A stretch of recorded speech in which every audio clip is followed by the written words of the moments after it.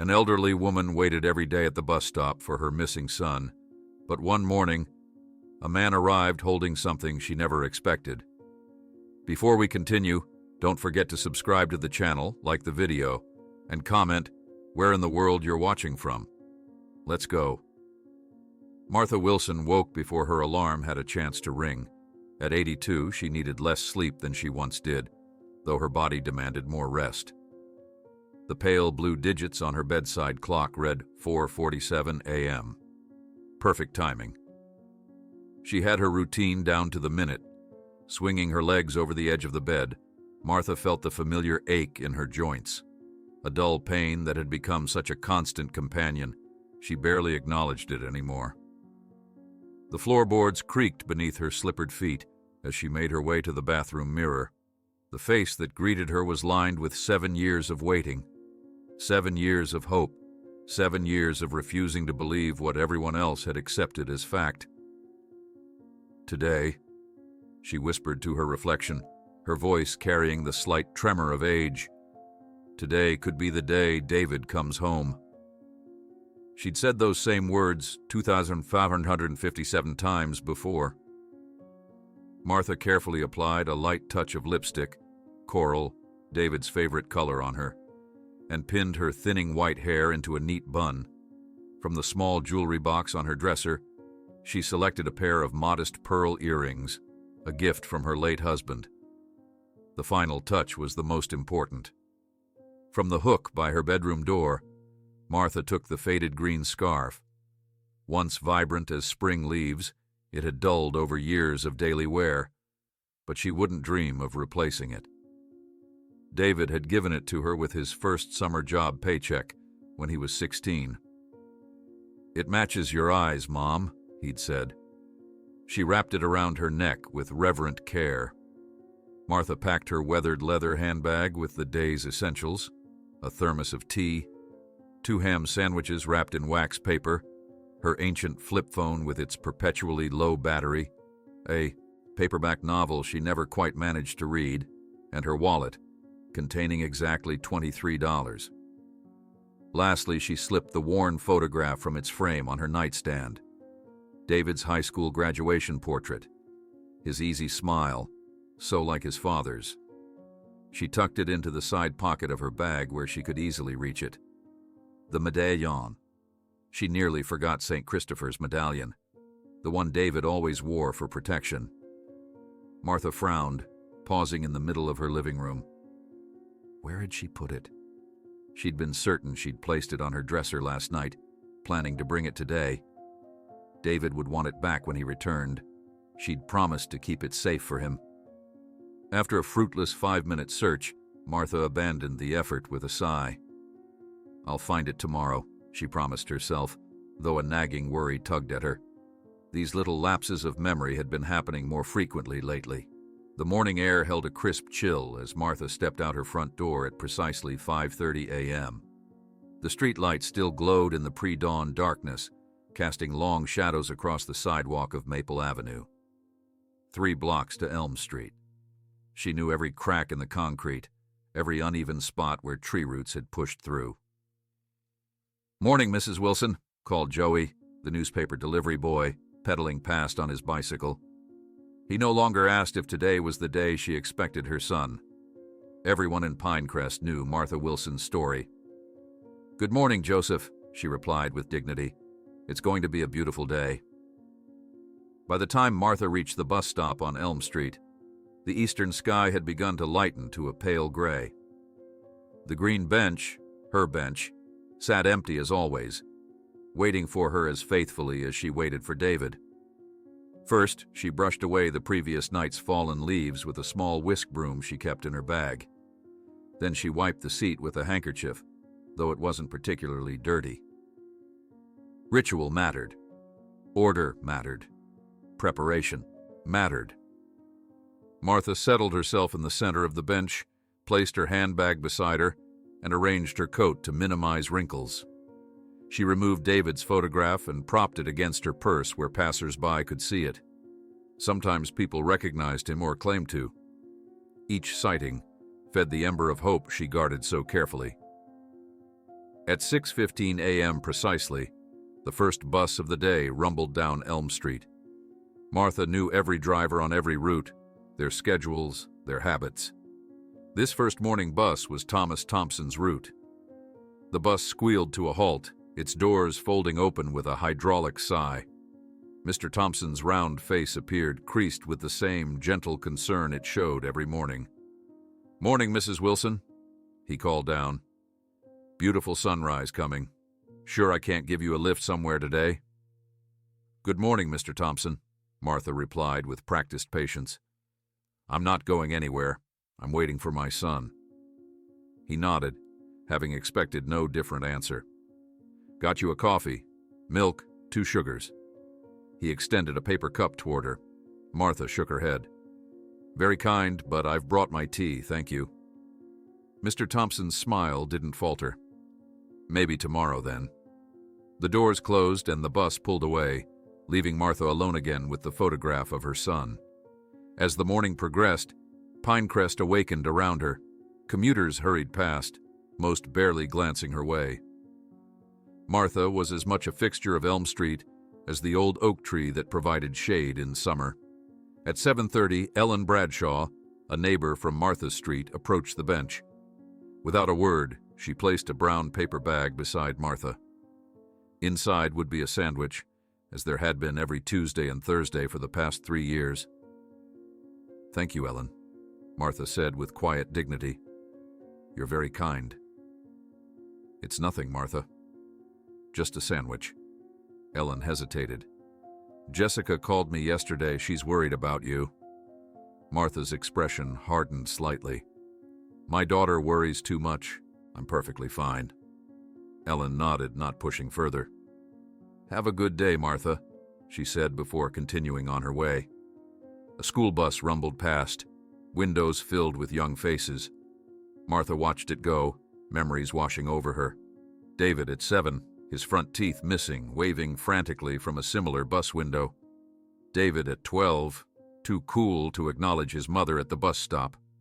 David at 16, no longer taking the bus, driving himself in the second-hand Chevy his father had helped him restore. Martha checked her wristwatch, adjusting it slightly.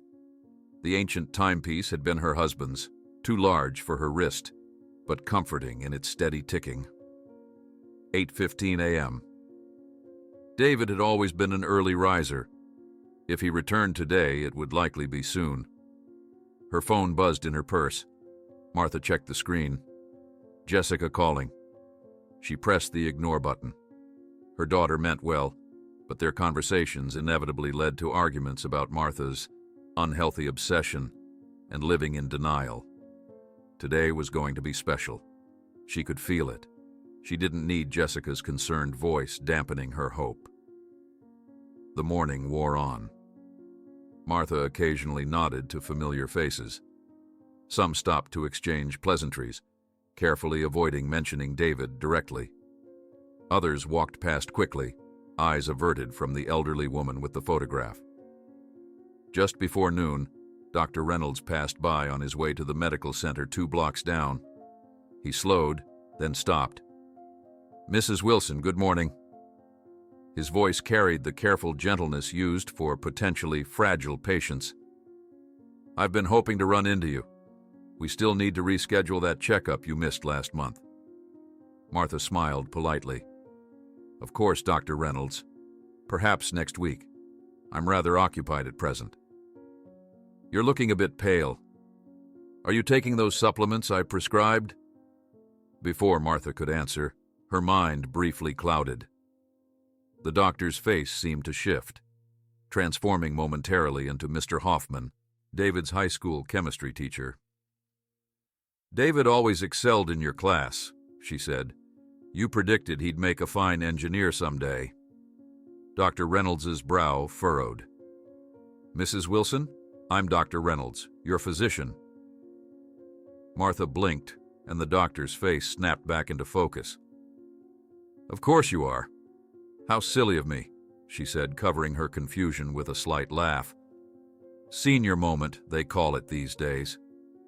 The doctor didn't laugh. "Martha, I think we should schedule that checkup sooner rather than later. Next week, she repeated firmly. I'll call your office. As Dr. Reynolds reluctantly continued on his way, Martha suddenly remembered the medallion again. Her hands flew to her neck, then checked her pockets, her panic rising. How could she have forgotten it? David would want it back immediately upon his return. An older woman Martha didn't recognize sat down at the far end of the bench, waiting for the 12:30 bus. Martha, desperate for distraction from her medallion anxiety, turned to her. My son David will be coming home today, she said, holding up the photograph. He was quite the athlete in high school, all-state in baseball his senior year. The scouts were looking at him before... She trailed off. Before what, dear? The woman asked kindly. Before he'd decided to take some time to find himself, Martha finished. That was in 2012. Or was it 2014? He calls sometimes, you know. From the road. He's had some troubles, but he's coming home now. The woman nodded sympathetically, though her eyes held the unmistakable gleam of pity. That's wonderful. I hope he arrives soon. He played the trumpet, too, Martha continued, the timeline of her stories beginning to blur. When he was 10, he performed in the Christmas concert. His father was so proud. Robert filmed the whole thing. We watched it every Christmas until the VCR broke in. Well, I can't quite recall the year. The woman's bus arrived, saving her from further conversation. She patted Martha's hand before boarding. Good luck, dear. I hope your son comes today. The afternoon grew hotter. Martha sipped her now lukewarm tea and checked her watch repeatedly. Clouds gathered on the horizon, threatening rain.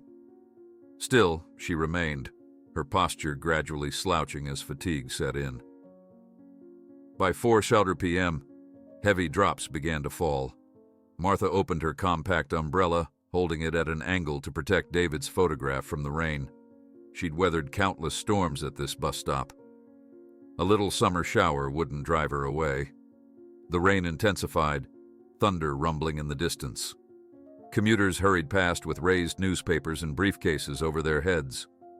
Martha's umbrella offered minimal protection as the wind drove the rain sideways. At 5:47 p.m., a silver sedan pulled up sharply to the curb. The passenger window rolled down to reveal Jessica's worried face. Mom, you're getting soaked. Get in the car, please. I can't leave now, Jessica. The 6:15 bus hasn't come yet. Jessica exited the car, jogging through the rain to the bench. At 45, she looked much like Martha had at that age, though worry had etched permanent lines between her brows. She wore a charcoal business suit, her dark hair cut in a practical bob. Mom, please, we need to talk, and I'd rather not do it in a downpour. Martha looked up at her daughter, noting the redness around her eyes. Jessica had been crying. Something was wrong. What is it? Martha asked, suddenly fearful. Is it about David? Have you heard something? Jessica sat down beside her mother, rain immediately soaking through her expensive suit. She took a deep breath and pulled an official-looking envelope from her jacket. Martha felt her world narrow to that envelope, everything else fading away. The rain, the bus stop, the ache in her bones, all receded as a cold dread filled her chest. Jessica sat down beside her mother with eyes red from hours of crying and said in a trembling voice, Mom, we can't go on like this. The judge made a decision about you today. Martha stared at the document in Jessica's outstretched hand, rain pattering against her umbrella and streaming down her daughter's face. The letterhead of Pinecrest County Court glared back at her, official and cold. What is this? Martha asked, though deep down she already knew. Jessica tried to keep her voice steady. It's a temporary guardianship order, Mom. The court granted it this morning. I'm legally responsible for your welfare now. Martha's hands remained frozen in her lap, refusing to touch the paper that threatened everything. The rain intensified, soaking through Jessica's suit and darkening the envelope's edges. I won't touch that thing, Martha said, her voice suddenly strong. You had no right. Mom, please. 3 different doctors confirmed the early-stage dementia diagnosis. Dr. Reynolds has been trying to get you to come in for months. Jessica wiped rainwater from her eyes, her makeup running. You can't distinguish between past and present anymore. You forgot where you lived last week. I did not. I was momentarily confused about which street I was on. It happens to everyone. You were 6 blocks away, Mom, standing in the middle of the road in your nightgown at midnight. Martha clutched her handbag tighter, the photograph of David pressed against her side. This is about him, isn't it? You're trying to make me stop waiting. You never believed he would come back. Mom, it's been 7 years.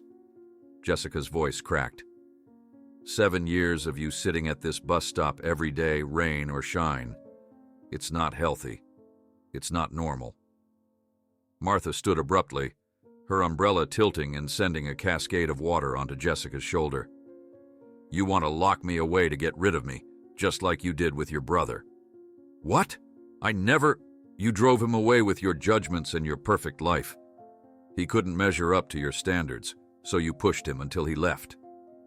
Martha's voice rose, attracting the attention of passers-by hurrying through the rain. Jessica stood too, holding out the court documents that were rapidly becoming soggy. Look at these assessments, Mom, please. Martha snatched the papers, her hands shaking with rage rather than their usual tremor. She tore them in half, then in quarters, letting the pieces flutter to the wet sidewalk. There! That's what I think of your assessments. The familiar rumble of an approaching bus caught their attention. Mr. Thompson was early for his evening route. Seeing the confrontation at his stop, he pulled over immediately, doors hissing open. Everything all right, Mrs. Wilson? He called out, concern evident in his voice. No, it most certainly is not, Martha declared. My daughter wants to lock me away in some institution because I refuse to give up on David. Mr. Thompson descended the bus steps, rain immediately plastering his gray hair to his forehead. Now, Miss Jessica, surely there's another solution here. Jessica wiped her face, unsure if it was rain or tears. Mr. Thompson, you of all people know how long this has been going on. You see her here every day. I know, but your mother's a fixture of this route. Wouldn't be the same without her. Martha seized on his support. You see? Even Mr. Thompson understands. David will come back. I know it. She clutched the bench's metal armrest. I had a feeling this morning. Today is the day, I can sense it. Jessica tried to take her mother's arm. Mom, we need to get you home and dried off. We can talk about this in private. I'm not leaving this spot. Martha pulled away with surprising strength, gripping the bench with both hands. You'll have to drag me away. Several pedestrians had stopped, watching the scene unfold. Some had their phones out, recording the confrontation. Jessica felt the weight of their judgment, the silent accusations in their stares. The crazy old lady and her heartless daughter. Mrs. Wilson, your clothes are soaked through, Mr. Thompson said, gently. You'll catch pneumonia out here. At least come sit on my bus while you and your daughter sort this out. I'm not leaving this spot, Thomas, Martha insisted, using his first name for the first time in 7 years of daily interactions. If I leave, David might come and think I've given up on him. Jessica saw people whispering behind their hands, one woman shaking her head in clear disapproval of how Jessica was handling the situation. The humiliation burned, but not as much as the helplessness. A county car pulled up behind Jessica's sedan, its yellow light bar flashing mutely in the rain. A young man in a buttoned-up shirt and tie stepped out, carrying a clipboard under his raincoat. Ms. Wilson, he called to Jessica. I'm Aaron Phelps from Adult Protective Services. The court asked me to check on the situation here.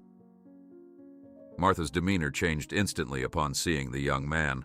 Her face lit up with recognition. Peter Johnson, how wonderful to see you. She released her death grip on the bench and stepped toward the confused social worker. You and David were on the baseball team together. Shortstop, weren't you? David always said you had the quickest hands on the team. Erin Phelps looked uncertainly at Jessica, who mouthed, "Dementia," and shook her head slightly. No, ma'am. I'm Erin Phelps. I'm a social worker with the county." Martha didn't seem to hear him. "How's your mother, dear? She had that hip surgery last year, didn't she? David always meant to visit her in the hospital, but you know how busy he was with college applications." The social worker's professional demeanor softened with sympathy. He tried again, speaking louder but gently. "Mrs. Wilson, I'm here to assess whether you're able to care for yourself independently. The court is concerned about your well-being." Something in his tone penetrated Martha's confusion. Her eyes cleared suddenly, focusing with sharp lucidity. "You're here to take me away?" "No, ma'am, I'm just here to—" "You're all conspiring against me." Martha's voice rose to a shout. "You want to prevent me from seeing my son. You're keeping us apart." Jessica stepped forward. "Mom, please, you're not well." "I've never been better," Martha declared, though she was shivering visibly in her rain-soaked clothes. "My mind is perfectly clear. I know what day it is. I know who the president is. I know my own phone number and address. What else do you want from me?" Mr. Thompson tried to intervene. "Mrs. Wilson, no one's saying you can't wait for David, but maybe you could wait somewhere warmer, somewhere dry." "This is where he'll look for me," Martha insisted. 7 years ago, this is where I dropped him off. This is where he'll return." The social worker made notes on his clipboard, trying to shelter the paper from the rain. "Mrs. Wilson, can you tell me what medications you're currently taking?" "That's none of your business, young man." Martha's indignation was palpable. "I manage my own medications perfectly well. I have a system." Jessica sighed. "She's supposed to take blood pressure medication and a cholinesterase inhibitor for the cognitive symptoms, but I found 3 months' worth of untouched pills in her medicine cabinet last week." "Tattletale," Martha muttered, sounding momentarily like a petulant child rather than an elderly woman. The small crowd of onlookers had grown. Some held umbrellas over their heads. Others seemed content to get soaked just to witness the drama unfolding. One teenage boy was definitely recording with his phone. Jessica felt her professional composure crumbling. 7 years of watching her mother deteriorate, of being the responsible one, of shouldering everything alone while Martha waited for the son who had abandoned them both. It was too much. "Mom," she said, her voice breaking, "David isn't coming back. He chose drugs over family. He stole Dad's retirement fund. He disappeared without a trace. It's time to accept reality and get help." Martha recoiled as if slapped. "How dare you speak of your brother that way? David had problems, yes, but he was trying. He promised me he would get clean. He gave me his word." She began rummaging frantically through her handbag, water dripping from her soaked sleeves onto its contents. "I need to show you something. I need to prove that David meant to come back." The social worker exchanged glances with Jessica, who shrugged helplessly. Martha's searches often led nowhere, her mind jumping tracks mid-action. But to everyone's surprise, Martha triumphantly withdrew a tarnished silver medallion on a chain. "Here, St. Christopher's medallion, David's lucky charm. He gave it to me for safekeeping the day he left. Said when he came back clean and sober, I could return it to him." Jessica stared at the medallion in shock. "Mom, where did you find that? I looked everywhere for it after David left. I thought it was lost years ago." "I keep it safe," Martha said with satisfaction. "I keep it in the music box David gave me for my birthday when he was 12. I take it out every night before bed and put it back every morning. Except today I thought I'd bring it with me because I had a feeling." She held the medallion up like evidence in a trial. "You see? I knew exactly where it was. A person with dementia couldn't do that, could they?" The social worker made another note, his expression unreadable. Jessica seemed momentarily lost for words, her certainty shaken. The rain had slowed to a drizzle. The confrontation had reached a stalemate, with Martha clutching the medallion, Jessica and the social worker exchanging uncertain glances, and Mr. Thompson standing awkwardly by his idling bus. The sound of a motorcycle engine cut through the tension. A black Harley-Davidson pulled up to the curb, its rider clad in a weathered leather jacket. He killed the engine, but remained seated, removing his helmet with deliberate slowness. From beneath the helmet emerged a man in his late 30s with a beard streaked with gray and eyes that had seen too much. His gaze fixed on Martha with an intensity that silenced everyone at the bus stop. Martha froze, the medallion slipping from her suddenly slack fingers. It hit the wet pavement with a soft clink that seemed to echo in the strange silence. Her lips formed a single word as her legs gave way beneath her. "David," she whispered, before collapsing into Jessica's arms, unconscious. Fluorescent lights hummed overhead as Martha's eyelids fluttered open. The hospital room came into focus slowly. White walls, beeping monitors, antiseptic smell. Jessica sat beside the bed, her fingers intertwined with Martha's, dark circles under her eyes. "David?" Martha's voice was barely a whisper. "Where's David?"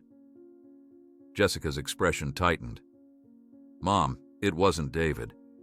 The man at the bus stop is named Michael Reeves." Martha tried to sit up, the cardiac monitor registering her agitation with quickened beeps. "No, I saw him. It was David. I know my own son." "Please stay calm," Jessica urged, pressing the call button for the nurse. "You fainted. The doctor says it was a combination of stress, dehydration, and being out in the rain all day."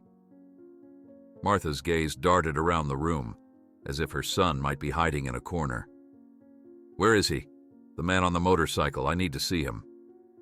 "Michael Reeves says he knew David," Jessica admitted reluctantly. "He's been waiting to speak with you, but the doctors wanted to make sure you were stable first." Martha clutched at her daughter's hand with surprising strength. "I want to see him, now." The door opened and Dr. Patel entered, clipboard in hand. In his 50s, with salt and pepper hair and kind eyes behind wire-rimmed glasses, he projected calm authority. "Mrs. Wilson, good to see you awake. How are you feeling?" "I need to see the man who came for me," Martha insisted, ignoring his question. Dr. Patel glanced at Jessica, then back to Martha. "Your vital signs have stabilized, but I'm concerned about your cognitive state. Your daughter shared your recent diagnosis with us." "There's nothing wrong with my mind," Martha said firmly. "Please, doctor. This is important." "Mom, let's discuss your treatment first," Jessica interrupted. "Dr. Patel was explaining some options before you woke up." Martha noticed the careful way her daughter avoided mentioning what those options were. She'd been a mother long enough to recognize when something was being hidden from her. "What options?" she demanded. Dr. Patel cleared his throat. "Mrs. Wilson, based on your medical history, the recent dementia diagnosis, and the incident today, we believe you would benefit from specialized care in a facility equipped to manage your condition." The words hung in the air like a guillotine blade. "You want to put me in a nursing home?" Martha translated flatly. "A memory care facility," Jessica corrected gently. "It's not what you're thinking, Mom. It's a beautiful place with gardens and activities. You'd have your own room, decorated however you like." Martha's face hardened. "I have a home, with my memories, my things, my independence." "A home you wandered away from at midnight last week," Jessica countered. "A home where you forget to take your medication and barely eat." "Mrs. Wilson," Dr. Patel interjected, "your daughter has your best interests at heart. The court has already granted her temporary guardianship, but we'd prefer this transition to be something you participate in willingly." Martha turned her face away, staring at the window where raindrops traced irregular patterns on the glass. "I want to see the man who came to the bus stop. Please." Jessica sighed, exchanging glances with Dr. Patel, who gave a small nod. 5 minutes, Jessica conceded, but I'm staying in the room. Minutes later, the door opened again. The bearded man from the motorcycle stood hesitantly at the threshold, his leather jacket exchanged for a faded flannel shirt. Up close, Martha could see he wasn't David. His eyes were brown, not blue, his build heavier, his face weathered differently. How had she made such a mistake? Mrs. Wilson? His voice was gravelly, nervous. I'm Michael Reeves. You knew my son, Martha said. Not a question. Michael nodded, advancing into the room but keeping his distance from the bed. We were in rehab together, the second time for him, first for me. When? Martha's voice was stronger now, fueled by desperate hope for information. About 6 years ago, in a facility in Colorado. Jessica moved closer to her mother's side, protective. How did you find us? Michael shifted uncomfortably. David talked about Pinecrest a lot, about his mom waiting at the bus stop. I've been meaning to come for a long time. Why now? Jessica asked sharply. Michael looked at his boots. It's complicated. What's complicated about it? Jessica pressed. You show up out of nowhere because my mother to collapse and now you're being mysterious? Jessica, please, Martha interrupted. Let him speak. She fixed her gaze on Michael. Do you know where David is now? The room seemed to hold its breath. Michael glanced at Jessica, then back at Martha. I think this might be something better discussed privately, he suggested. Absolutely not, Jessica declared. Whatever you have to say to my mother, you can say in front of me. Dr. Patel, who had been observing from near the door, stepped forward. Perhaps we should give Mrs. Wilson some time to rest before continuing this conversation. The transfer paperwork for Pineview Care Center needs to be processed and... You're already filling out paperwork? Martha demanded, turning to Jessica with betrayal in her eyes. You didn't even wait for me to wake up before deciding to lock me away? Mom, it's not like that. It's exactly like that. Martha's voice rose. You've made up your mind from the beginning. You never wanted to hear about David, never wanted to believe he might come back. Even now, when someone who knew him is standing right here, you want to shut it all down. The cardiac monitor beeped faster, showing Martha's rising heart rate. Dr. Patel moved toward the bed. Mrs. Wilson, please try to remain calm. This agitation isn't good for your heart. My heart has been breaking for 7 years, Martha retorted. A little more won't kill me. Michael stepped closer to the bed. Mrs. Wilson, I brought something for you. From David. Jessica moved between them. What are you talking about? What do you have? Michael reached inside his flannel shirt and carefully withdrew a package wrapped in faded blue cloth. He wanted you to have this. Before he could extend it to Martha, Jessica intercepted it. No, I don't know who you are or what your angle is, but you're not giving my vulnerable mother some mystery package. Jessica! Martha protested, trying to sit up further. Give that to me, it's mine. Mom, we don't know anything about this man. For all we know, he's running some kind of scam targeting elderly people with missing family members. Michael's face flushed. It's not like that. I promised David. Promised him what? Jessica demanded. When? Where is he now? The tension in the room was palpable. Dr. Patel stepped forward again, his calm voice cutting through the hostility. I think we need to take a step back here. Ms. Wilson, your concerns for your mother's welfare are valid. Mr. Reeves, please understand that this family has been through a traumatic situation. He turned to Martha. Mrs. Wilson, I'm establishing a 48-hour observation period before your transfer to Pineview. This will give us time to ensure you're medically stable and allow for any necessary conversations to happen in a controlled environment. Martha looked from the doctor to Jessica to Michael, feeling the walls closing in around her. 48 hours. 2 days before they locked her away in some sterile facility where they'd drug her into compliance, where she'd lose her last shred of independence, where David would never find her. I want to speak with Michael alone, she stated firmly. Mom, I don't care what you think right now, Jessica. Martha cut her off. This may be my last chance to learn something about my son. Would you deny me that? Jessica faltered, caught between protective instinct and guilt. Fine, 5 minutes, but I'll be right outside the door with Dr. Patel. After they left, an uncomfortable silence filled the room. Michael shifted his weight from one foot to the other.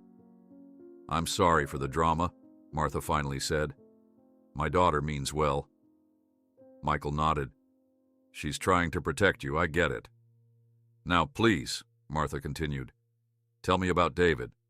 The truth.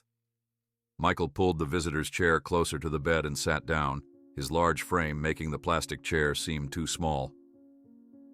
We met in rehab in Colorado, Rocky Mountain Recovery Center. David was there for heroin. I was there for alcohol and meth.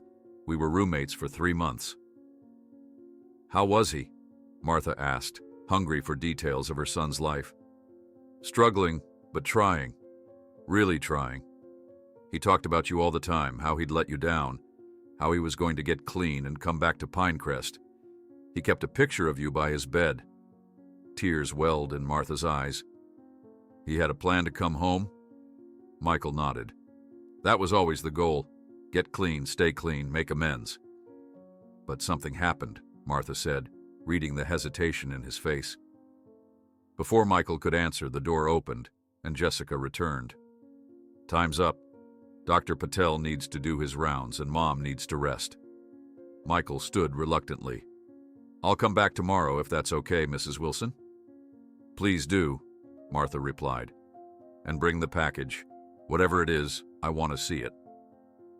Jessica showed Michael out, following him into the hallway and closing the door behind them. Martha could hear their muffled voices, Jessica's aggressive questioning, Michael's low, rumbling responses. When Jessica returned, her expression was stormy. The nurse will be in shortly with your evening medication. You should try to sleep. What did he say to you? Martha asked. Nothing that made sense, Jessica replied evasively. I don't trust him, Mom. There's something he's not telling us. Or something you don't want to hear, Martha countered. Jessica sighed, gathering her purse. I need to go home and get you some clean clothes for tomorrow. Is there anything else you need? My freedom, Martha answered. But I suppose that's not on offer anymore. Jessica paused at the door, hurt flashing across her face. I'm trying to keep you safe, Mom. That's all I've ever tried to do. After Jessica left, Martha stared at the ceiling, counting the tiles, listening to the rhythmic beep of the monitor. Through the window, she could see the hospital parking lot illuminated by streetlights. A familiar motorcycle remained parked under a lamppost, its rider sitting beside it, looking up at the hospital windows. When the night nurse came to check her vitals at 11 p.m., Martha was still awake, formulating a plan. Excuse me, she asked the young woman. What time do they deliver breakfast trays in the morning? Around 7:30, the nurse replied, adjusting Martha's IV. Why do you ask? Just curious, Martha said. I like to be prepared. When the nurse left, Martha carefully removed the IV from her hand, wincing at the small sting. She knew she wouldn't get another chance. If she was going to discover the truth about David, she'd have to take matters into her own hands. If no one will let me find out the truth, she whispered to herself as she slipped out of bed, I'll have to find it on my own. Martha stood in the darkness of her hospital room, moonlight filtering through the blinds and casting striped shadows across the floor. Her legs felt unsteady, the cold tile beneath her bare feet sending shivers up her spine. She glanced at the clock. 1:17 a.m. The night shift would be at their most relaxed now, attention divided between patient monitors and the temptation of midnight snacks. She dressed slowly, struggling with buttons and zippers, her fingers less cooperative than they once were. The hospital-issue slippers would have to do for footwear. She couldn't remember where Jessica had put her shoes. After a moment's hesitation, she unplugged the silent cardiac monitor, knowing an alarm would sound at the nurse's station the instant she removed the sensor from her finger. Martha cracked open her door, peering into the dimly lit corridor. At the far end, the blue glow of computer screens illuminated the faces of two night nurses, one typing reports, the other scrolling through her phone. "Now or never," she whispered to herself. Stepping into the hallway, she flattened herself against the wall and began her slow progress toward the elevator, one careful step at a time. The corridor seemed to stretch endlessly. Martha kept close to the wall for support, her breath coming in shallow pants. A floor cleaner hummed in a distant wing, but her immediate surroundings remained mercifully quiet. If she could just make it to the elevator without being spotted. Voices approached from around the corner. Martha froze, then ducked quickly into an open supply closet, pulling the door nearly shut. Through the narrow gap, she watched as two doctors passed, discussing a patient's lab results. Once they disappeared around the corner, she exhaled the breath she'd been holding. The closet was cramped and dark, filled with the smell of cleaning products and laundered linens.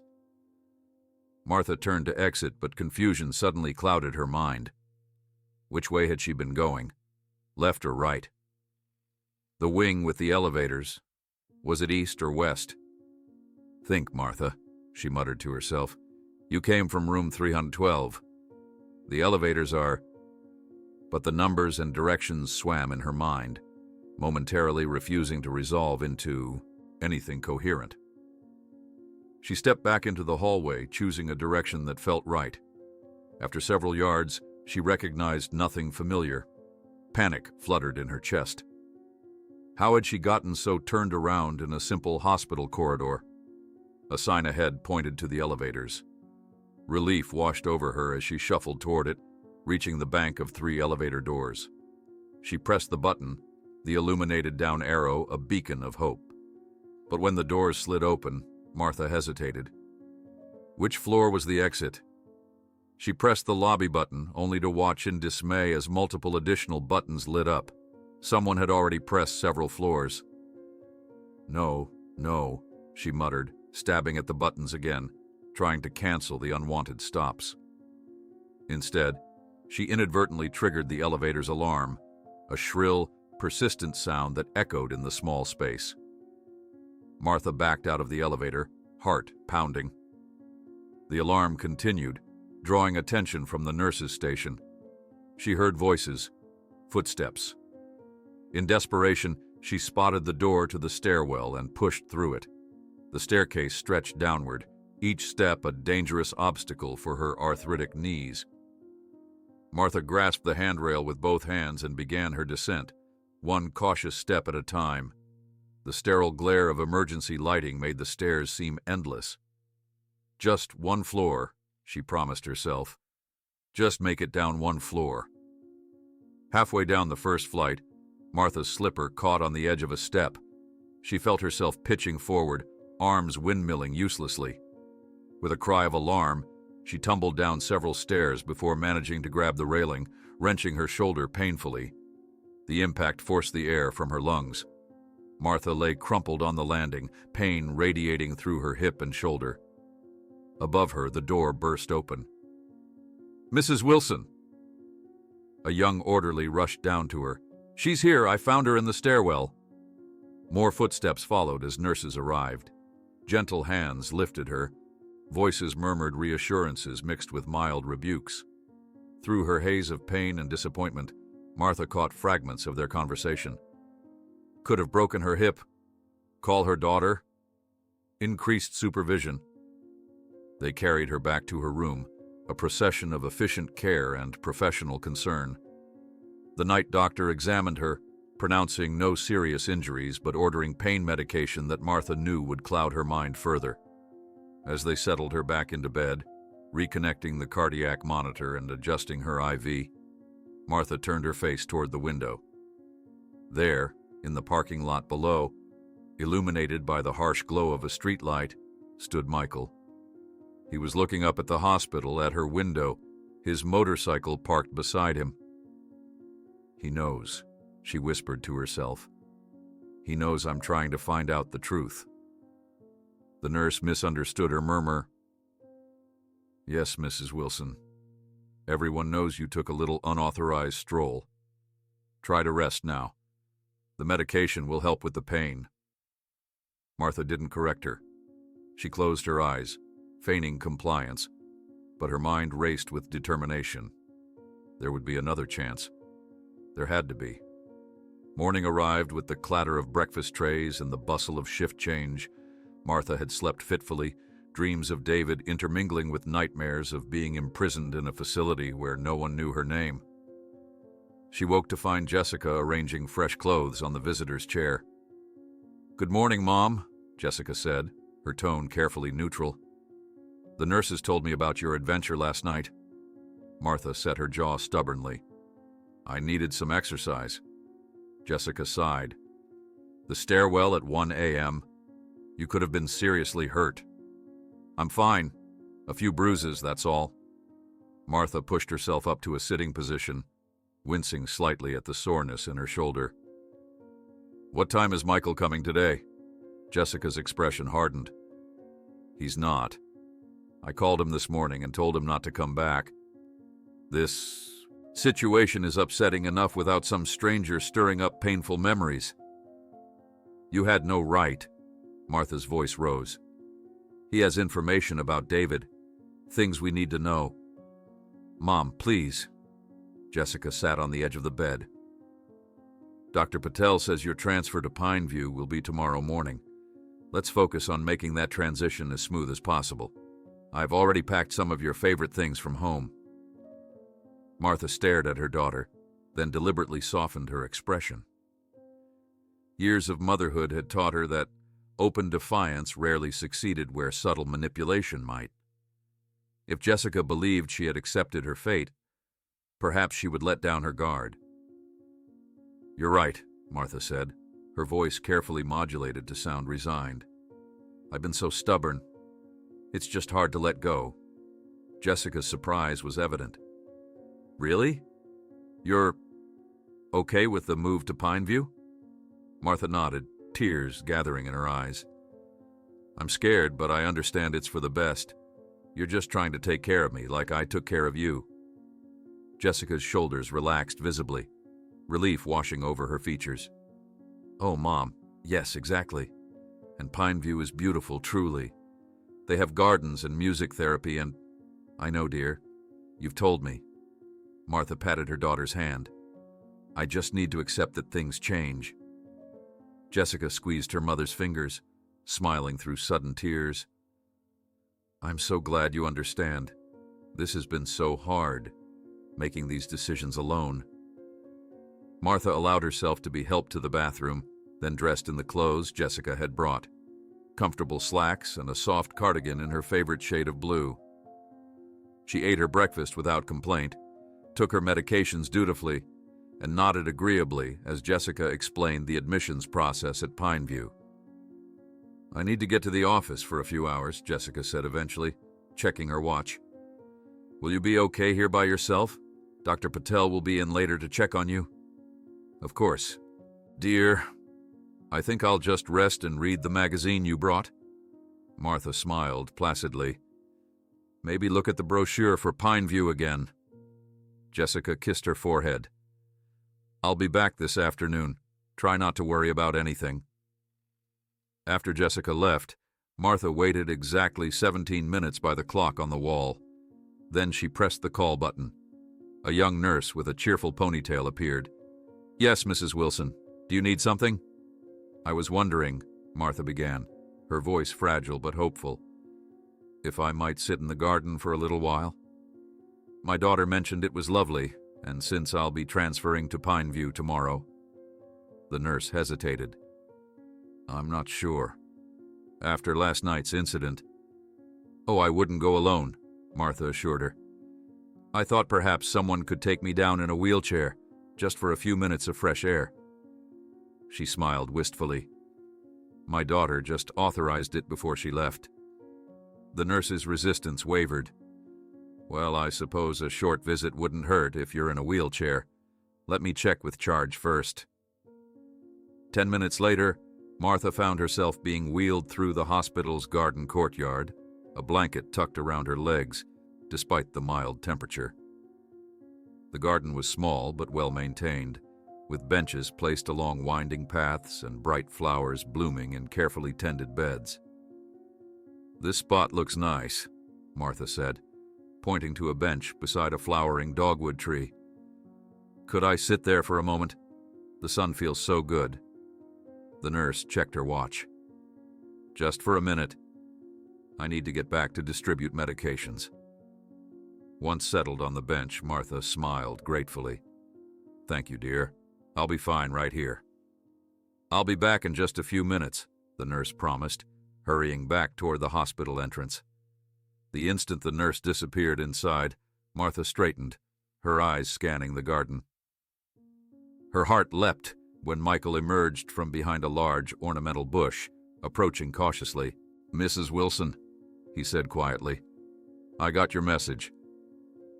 "Thank you for coming," Martha replied, relieved that the hurried note she dictated to the hospital chaplain during his morning rounds had reached its target. "We don't have much time." Michael sat beside her, his large frame dwarfing the bench.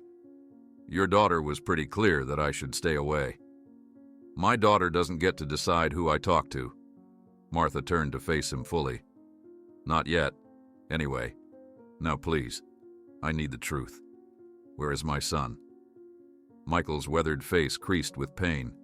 He took Martha's frail hands in his large ones, a gesture of compassion that made her heart stutter with foreboding. "Mrs. Wilson," he said gently, "David died of an overdose 5 years ago at a recovery center in Denver." Martha stared at him, the words not quite penetrating. She shook her head slowly. No, that can't be right." "I'm so sorry," Michael continued, his voice breaking. "He had been clean for nearly a year. Then he relapsed. It happens to so many of us. The staff found him in the bathroom. They tried to revive him, but—" "No," Martha repeated more forcefully this time. "David wouldn't leave me like that. He promised he'd come back." "He wanted to," Michael assured her. "More than anything, he talked about you every day." The world around Martha seemed to dim, sounds becoming distant and muffled. 5 years. David had been gone for 5 years, while she sat faithfully at that bus stop, enduring pitying glances and weather extremes, holding on to a hope that had died long ago. A sound escaped her throat, not quite a sob, more primal than that. A mother's keening for her lost child. "Why?" she managed to ask through her anguish. "Why did you wait so long to tell me?" Michael was about to respond when a shout cut across the garden. "Get away from her!" Jessica's voice rang out as she ran toward them, security guards following in her wake. "What are you doing? I told you to stay away." While Martha absorbed the impact of Michael's revelation, her daughter sprinted across the garden. Jessica snatched the package from Michael's hands. The small, blue-wrapped bundle fell to the ground, its contents spilling across the grass. Dozens of handwritten letters and the glinting silver medallion of St. Christopher. Jessica picked up one letter, her face paling as she recognized her brother's distinctive handwriting. "Dear Mom, if you're reading this, I finally found the courage." The security guards flanking Jessica hesitated, the drama unfolding before them, not quite matching the emergency they'd been summoned for. Letters scattered across the manicured hospital lawn like autumn leaves, the morning breeze threatening to carry them away. "Wait," Martha pleaded, her voice breaking as she tried to reach for the nearest letter from her wheelchair. "Please, they're from David.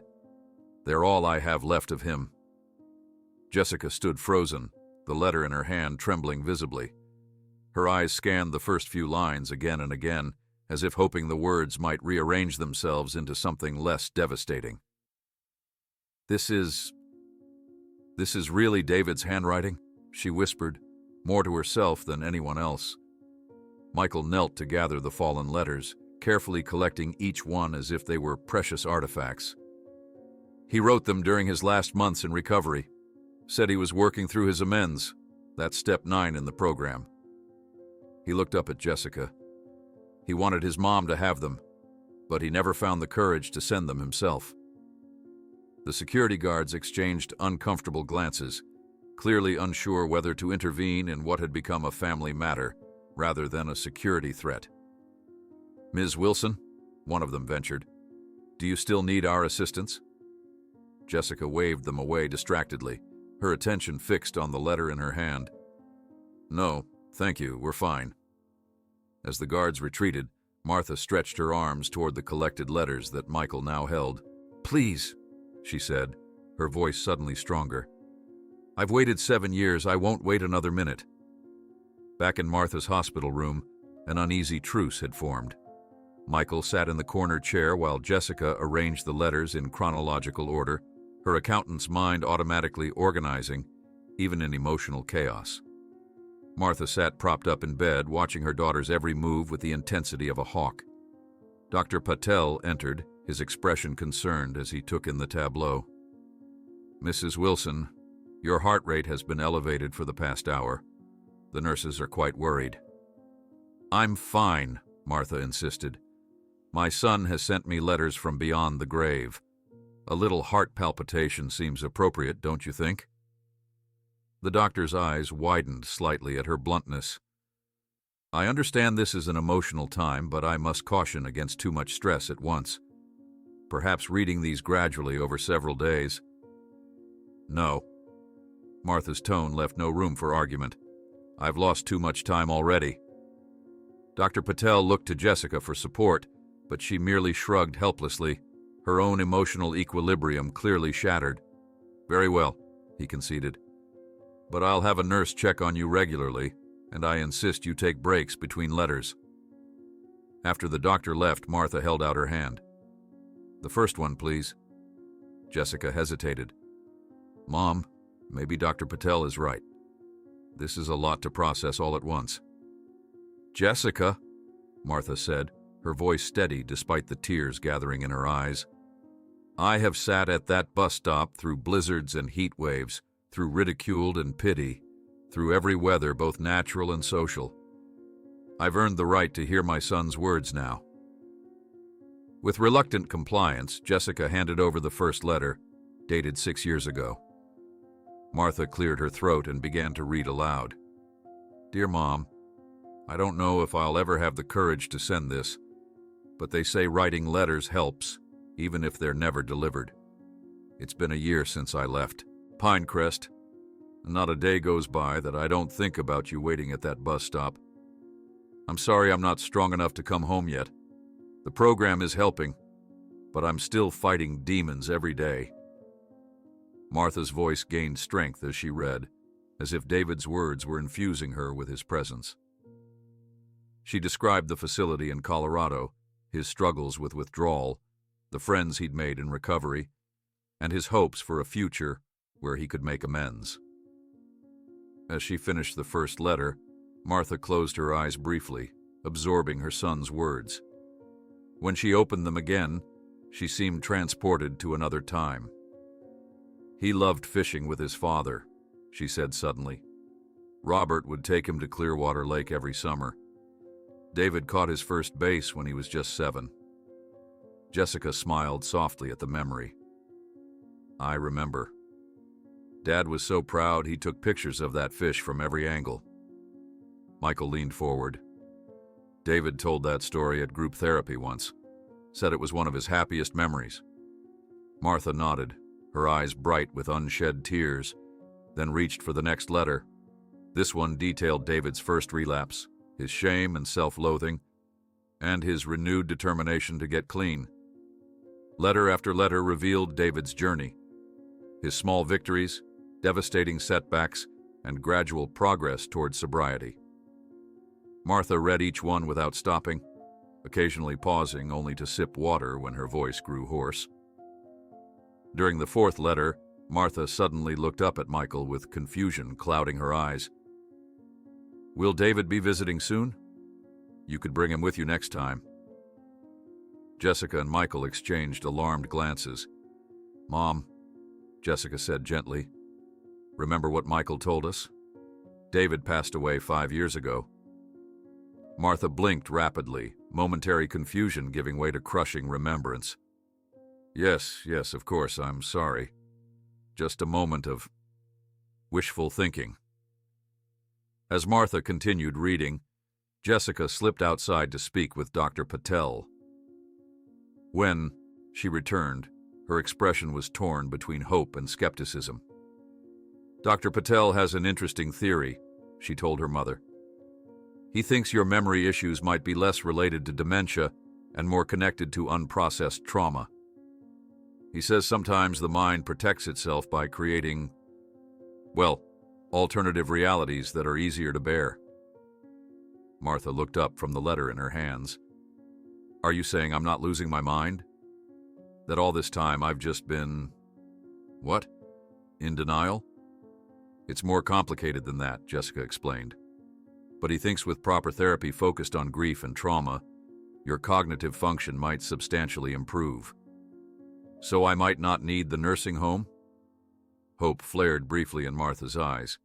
Jessica hesitated. He's suggesting a longer observation period combined with intensive therapy instead of immediate transfer to Pineview. It's not a guarantee, Mom, but it's a possibility. Martha nodded slowly, then turned back to the letters. Let's continue then. There's still so much to learn. As she read through more letters, a pattern emerged. David frequently mentioned trying to call home, especially during holidays and birthdays.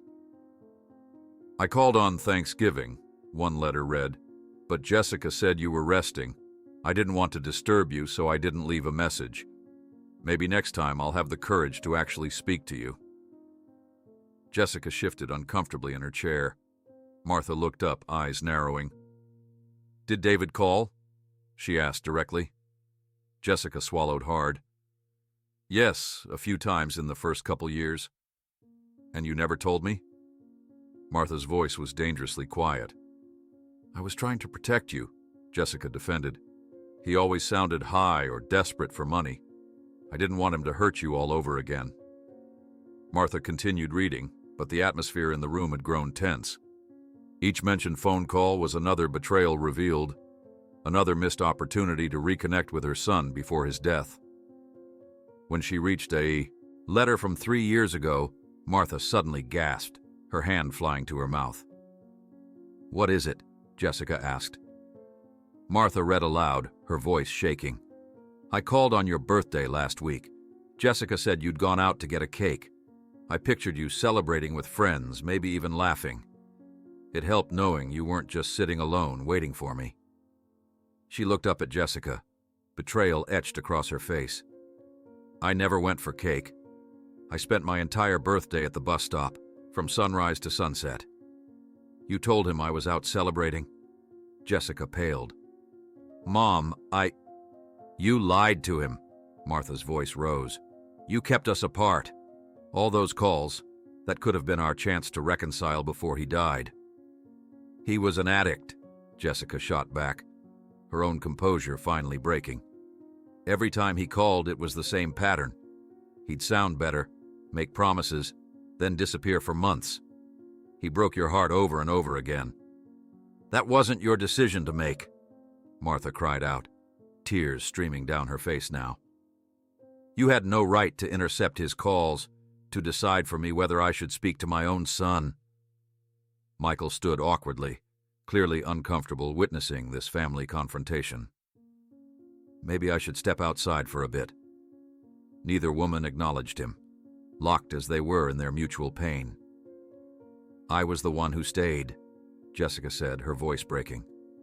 I was the one who checked on you every day, who made sure you had groceries, who took you to doctor's appointments. I was the responsible one, the reliable one, but it was always David you loved more.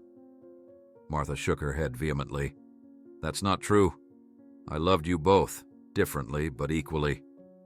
Then why? Jessica demanded. Why did you spend 7 years of your life sitting at that bus stop for him, when he didn't even have the decency to let you know he was dead? The room fell silent, except for their ragged breathing. Martha clutched the St. Christopher medallion that had been among the letters, running her thumb over its worn surface. "Because he was my child in pain," she finally said, her voice quiet but firm.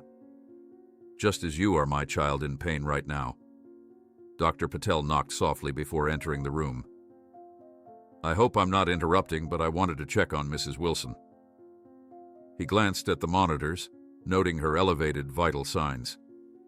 "Perhaps we should take a break from the letters for now?" Martha nodded reluctantly, still clutching the medallion. "Just one more today," she said, reaching for the next envelope in the pile. "This one is dated closest to when he died." As she unfolded it with trembling fingers, something fell out. A small photo of David, clean-shaven and clear-eyed, standing in front of the rehabilitation center. He looked healthy, at peace. Martha touched the photograph gently, tracing her son's face. "He looks so much better here. So much like himself again." She began reading the letter, which described David's one-year sobriety celebration, his new job as a peer counselor at the center, and his plans to eventually return to college. "I'm finally becoming someone you could be proud of, Mom," she read, her voice breaking on the words. "Someone worthy of your endless faith in me." The medallion slipped from Martha's fingers as she turned the page and read a line that made her freeze completely. "I tried calling on your birthday, but Jessica said you'd gone out to buy a cake." Her expression transformed entirely as she turned to her daughter with eyes burning with newfound rage. Martha clutched the letter so tightly the paper crumpled at the edges, her eyes fixed on Jessica with an intensity that made her daughter take an involuntary step backward. "You never went for cake," Martha repeated, her voice dangerously quiet. "I never left that bus stop on my birthday. Not once in 7 years." The hospital room seemed to shrink around them, the beeping of the cardiac monitor accelerating in rhythm with Martha's mounting anger. "Mom, please, you need to stay calm," Jessica said, glancing nervously at the monitor. "Your heart." "My heart?" Martha's voice rose sharply. "You're worried about my heart now? Where was this concern when you were lying to your brother, when you were keeping us apart?" Jessica's professional composure finally cracked. "He was high, Mom. Every single time he called, slurring his words, asking for money, always money. What good would it have done for you to hear him like that?" "That wasn't your decision to make," Martha shouted, struggling to sit upright in the bed. "Those calls were for me. Those were my last chances to speak to my son." Dr. Patel appeared in the doorway, drawn by the commotion and the alarm now sounding from the cardiac monitor. "Mrs. Wilson, please, you must calm down. Your blood pressure—" "I don't care about my blood pressure." Martha swept her arm across the bedside table, sending a water pitcher crashing to the floor. "My son is dead. He died thinking I had better things to do than wait for him. He died thinking I'd given up." Michael stood awkwardly in the corner, clearly wishing he could disappear through the wall. His weathered face reflected genuine distress at the scene unfolding before him. "Maybe I should go," he murmured. "No," Martha commanded. "You stay right there. You're the only one who's told me the truth."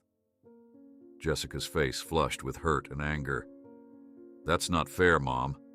I've taken care of you for years while you sat at that bus stop. I've managed your finances, maintained your house, driven you to appointments, while lying to my face every day." Martha pushed herself to the edge of the bed, her hospital gown sliding off one bony shoulder. "Every time I mentioned David, you looked at me like I was delusional. You let me believe he might still come back when you knew he had tried to reach me." Jessica's voice rose to match her mother's. "He wasn't coming back, Mom. He never was. He'd call, make promises, then disappear for months. That was his pattern, his entire adult life." "But he was trying." Martha jabbed her finger at the scattered letters. "It's all here. He was fighting so hard, and you kept us apart during his final battles. I could have helped him. Or he could have broken your heart one more time," Jessica shot back. "Like he did every other time." Like he did when he stole Dad's retirement money, when he pawned your wedding ring, when he disappeared for a year and then showed up beaten half to death by his dealer. The tension in the room was unbearable. Dr. Patel stepped between them, holding up his hands. "Ladies, please. This level of agitation isn't helping anyone." Martha wasn't listening. 7 years of grief, compounded now by the betrayal of her daughter, erupted in a volcanic rage that seemed to age her in reverse, her frail body suddenly infused with the strength of maternal fury. "I waited for him every day." She leveraged herself out of the bed, standing on shaking legs. "Through rain and snow and heat, while you sat in your perfect house with your perfect job, judging him. Judging me for not giving up on him." "Mom, get back in bed," Jessica pleaded, moving toward her. "You're going to hurt yourself." "Don't touch me." Martha recoiled from her daughter's outstretched hand. "You kept me from saying goodbye to my son. You robbed us both of closure." "I was protecting you," Jessica insisted, tears now streaming freely down her face. "That's all I've ever done." Martha grabbed the stack of remaining letters, clutching them to her chest like armor. "I don't need your kind of protection. I needed honesty. David needed a sister who believed in him, not one who appointed herself gatekeeper." Dr. Patel tried again to intervene. "Mrs. Wilson, please return to bed. Your vital signs are concerning, and this level of stress—" "I'm beyond stress," Martha declared. "I'm in mourning, not just for my son, but for all the years I sat at that bus stop holding on to hope that he might call, that he might reach out, never knowing he already had." The monitors continued their frantic beeping as a nurse rushed in with a medication tray. Dr. Patel directed her with quiet urgency, clearly preparing to administer a sedative. Martha saw the syringe and backed away, bumping into the visitor's chair where Michael sat. "No. No more drugs to keep me quiet. No more treating me like I'm crazy." Jessica stepped toward her again. "Mom, no one thinks you're crazy. You're just upset, and your heart can't take this level of—" "My heart is broken," Martha shouted. "It's been broken for years. What difference does a little more damage make now?" In her agitation, Martha's arm swung wide, knocking into a small table by the window. A water glass toppled, spilling across a medical chart and onto the floor. In the same motion, Martha lost her balance, her slippered feet sliding on the wet tile. Jessica lunged forward, trying to catch her mother. Instead, Martha's momentum carried them both backward, Jessica slamming against the corner of the metal bedside table with a pained cry. The force of the impact sent Martha sprawling to the floor, letters scattering around her like fallen leaves. Dr. Patel and the nurse rushed forward. Jessica was already pushing herself up, rubbing her back where it had struck the table, but Martha remained on the floor, conscious but disoriented. "Don't move, Mrs. Wilson," Dr. Patel instructed, kneeling beside her. "Let us check for injuries before we help you up." Martha's eyes were wild, darting from Jessica to the doctor to the nurse approaching with the syringe. "Keep that away from me," she warned. "I need to read the rest of David's letters. I need to know everything." "What you need is to calm down before you hurt yourself further," Dr. Patel said firmly. He nodded to the nurse, who moved closer with professional efficiency. Martha tried to push herself up, to scramble away, but her body betrayed her. Too frail, too old, too exhausted from emotional overload. The nurse swabbed her arm while Dr. Patel gently held her in place. "This will just help you relax," he explained, as the needle found its mark. "No," Martha protested, her voice already beginning to slur as the sedative took immediate effect. "Please, need to know, David." Her voice faded as the medication coursed through her system. The last image before her eyes fluttered closed was Jessica standing above her, face streaked with tears, one hand pressed to her injured back. Hours later, Martha awoke to a dimly lit room. The sky outside her window had darkened to twilight, casting long shadows across the institutional green walls. Her mind felt clouded, her mouth dry. The cardiac monitor still beeped, but at a slower, more regular pace. Through heavy-lidded eyes, She saw Dr. Patel speaking quietly with Jessica in the doorway. Their voices were hushed, but in the stillness of the hospital evening, Martha could hear every word. "The incident today confirms my concerns," Dr. Patel was saying. "Your mother's emotional volatility, combined with her physical frailty, creates too dangerous a situation for home care." Jessica nodded, her shoulders slumped with defeat and exhaustion. "I thought maybe with therapy, with time." "The combination of grief and cognitive decline has created a perfect storm," Dr. Patel continued. "I had hoped a more gradual transition might be possible, but after today's events, I believe immediate transfer to Pine View is the safest option." Martha wanted to protest, to argue, but the sedative still weighed down her limbs and tongue. She could only watch as her fate was decided, without her input. "Will she forgive me?" Jessica asked, her voice small and broken. "She looked at me with such hatred." Dr. Patel placed a comforting hand on Jessica's shoulder. "Your mother is processing an enormous emotional blow. With proper care at Pineview, with grief counseling and cognitive therapy, she may come to understand your actions were motivated by love." Jessica signed the papers Dr. Patel offered, each stroke of the pen sealing Martha's future. "I'll need to get her things ready for tomorrow. What time will the transport arrive?" 9 a.m., the doctor replied. "The admission team at Pineview is expecting her." Martha closed her eyes, unable to bear the sight of her daughter's betrayal. When she opened them again, Jessica was gone, and only Michael remained in the room, sitting vigil in the corner chair. "You're still here," Martha whispered, her voice rough from shouting and sedation.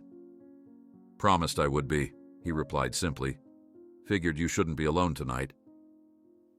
"My own daughter couldn't stay," Martha observed bitterly. Michael shifted uncomfortably. "She's hurting too, Mrs. Wilson. Different way than you, but still hurting." Martha turned her face away. "She lied to me. She lied to David. And now she's locking me away where I can't even visit the bus stop anymore." "I'm sorry," Michael said, and the simple sincerity in his voice brought fresh tears to Martha's eyes. "For what it's worth, I think David would understand. People do desperate things when they're trying to protect the ones they love." Martha didn't answer.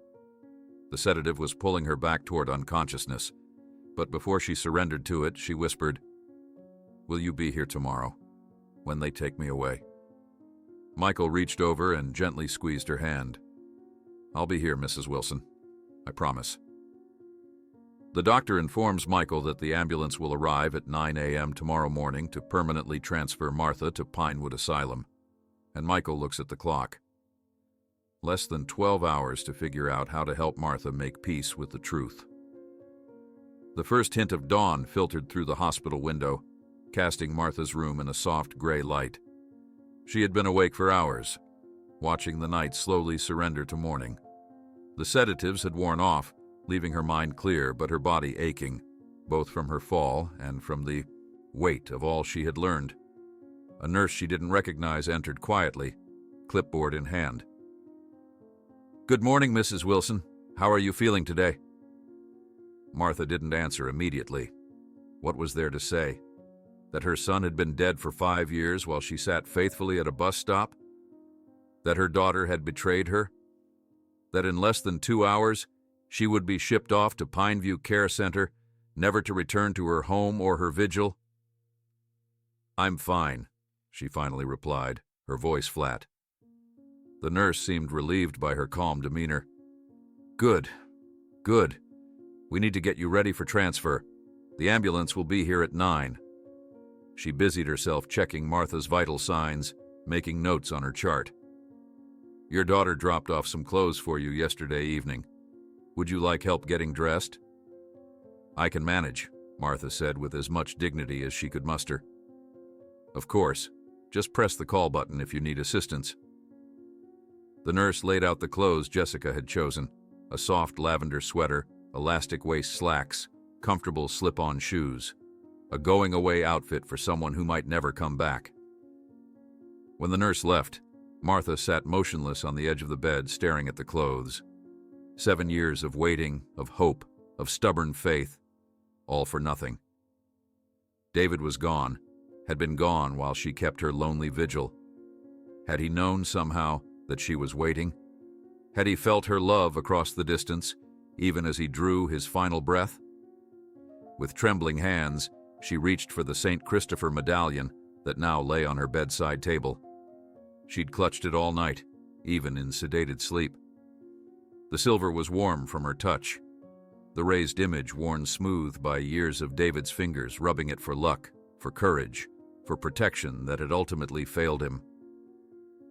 "I'm sorry I couldn't protect you," she whispered to the medallion, to David, to the ghost of the mother she'd tried to be.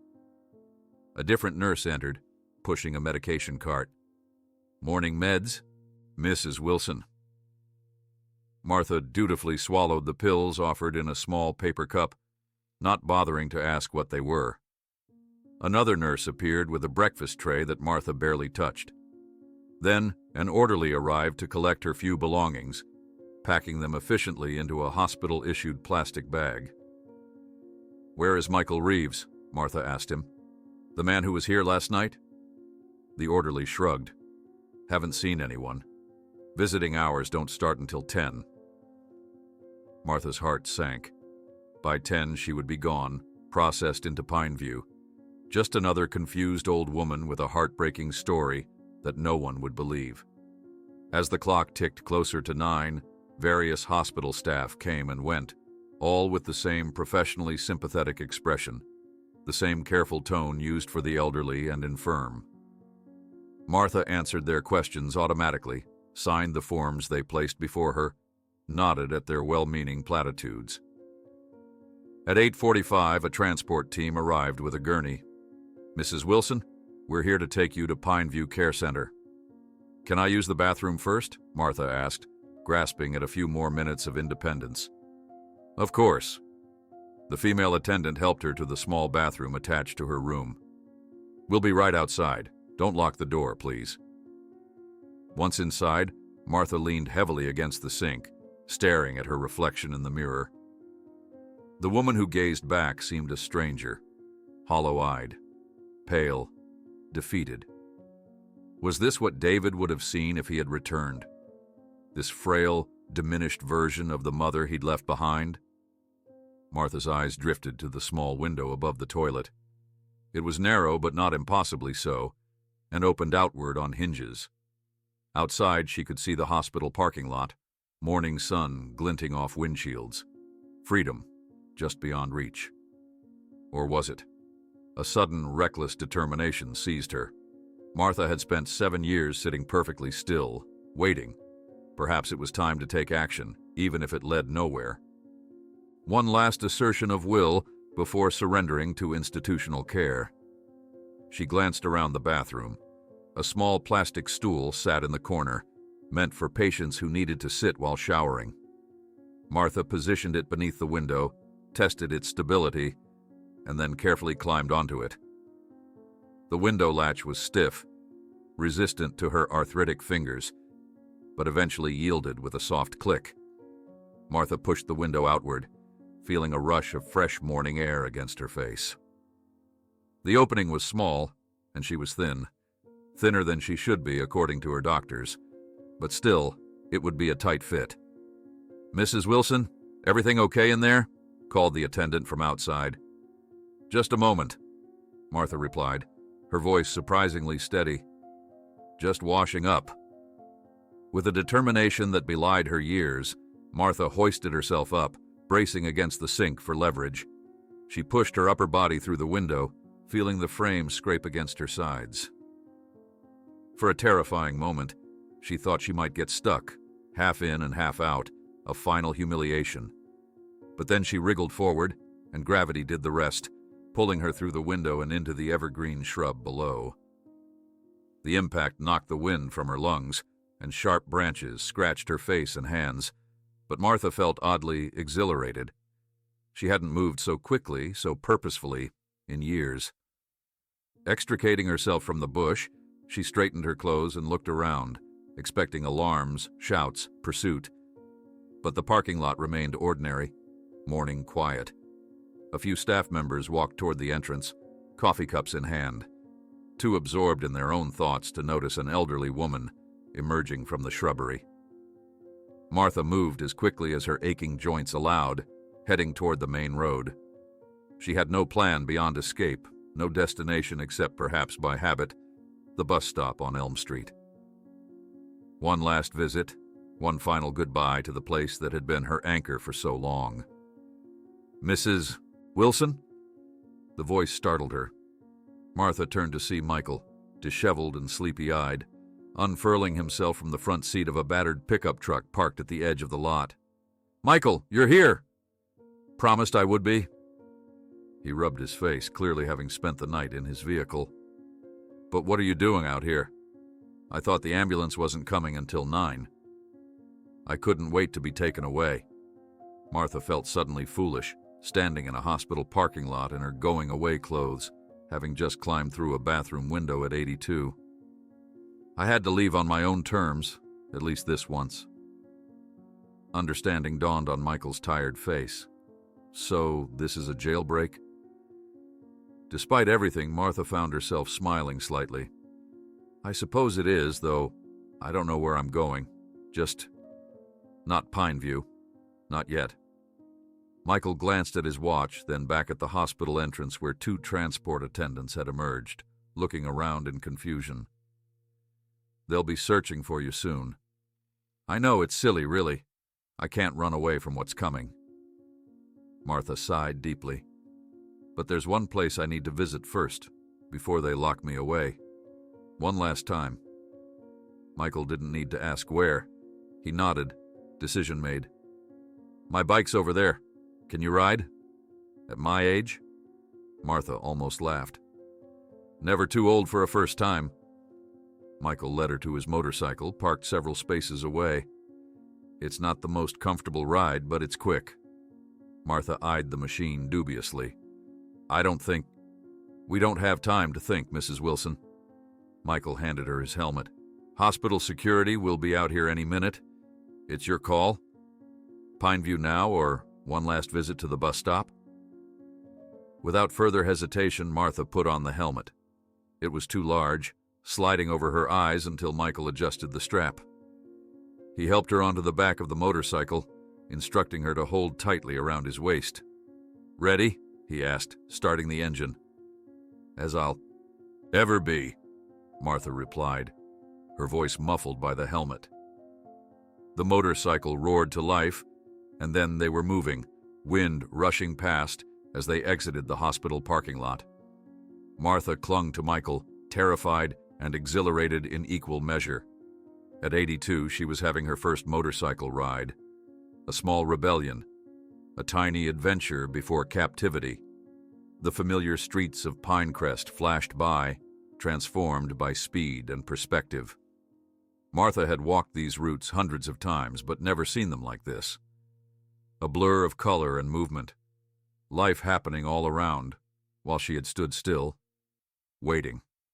When they reached Elm Street, Michael slowed the motorcycle, pulling up to the curb near the bus stop. Her bus stop. Martha's heart constricted at the sight of the green bench, empty now in the morning light, somehow smaller and shabbier than she remembered. Michael helped her off the bike, steadying her as her legs threatened to buckle. "You okay?" Martha nodded, unable to speak past the lump in her throat. Slowly, she approached the bench, her fingers trailing over the worn metal armrest.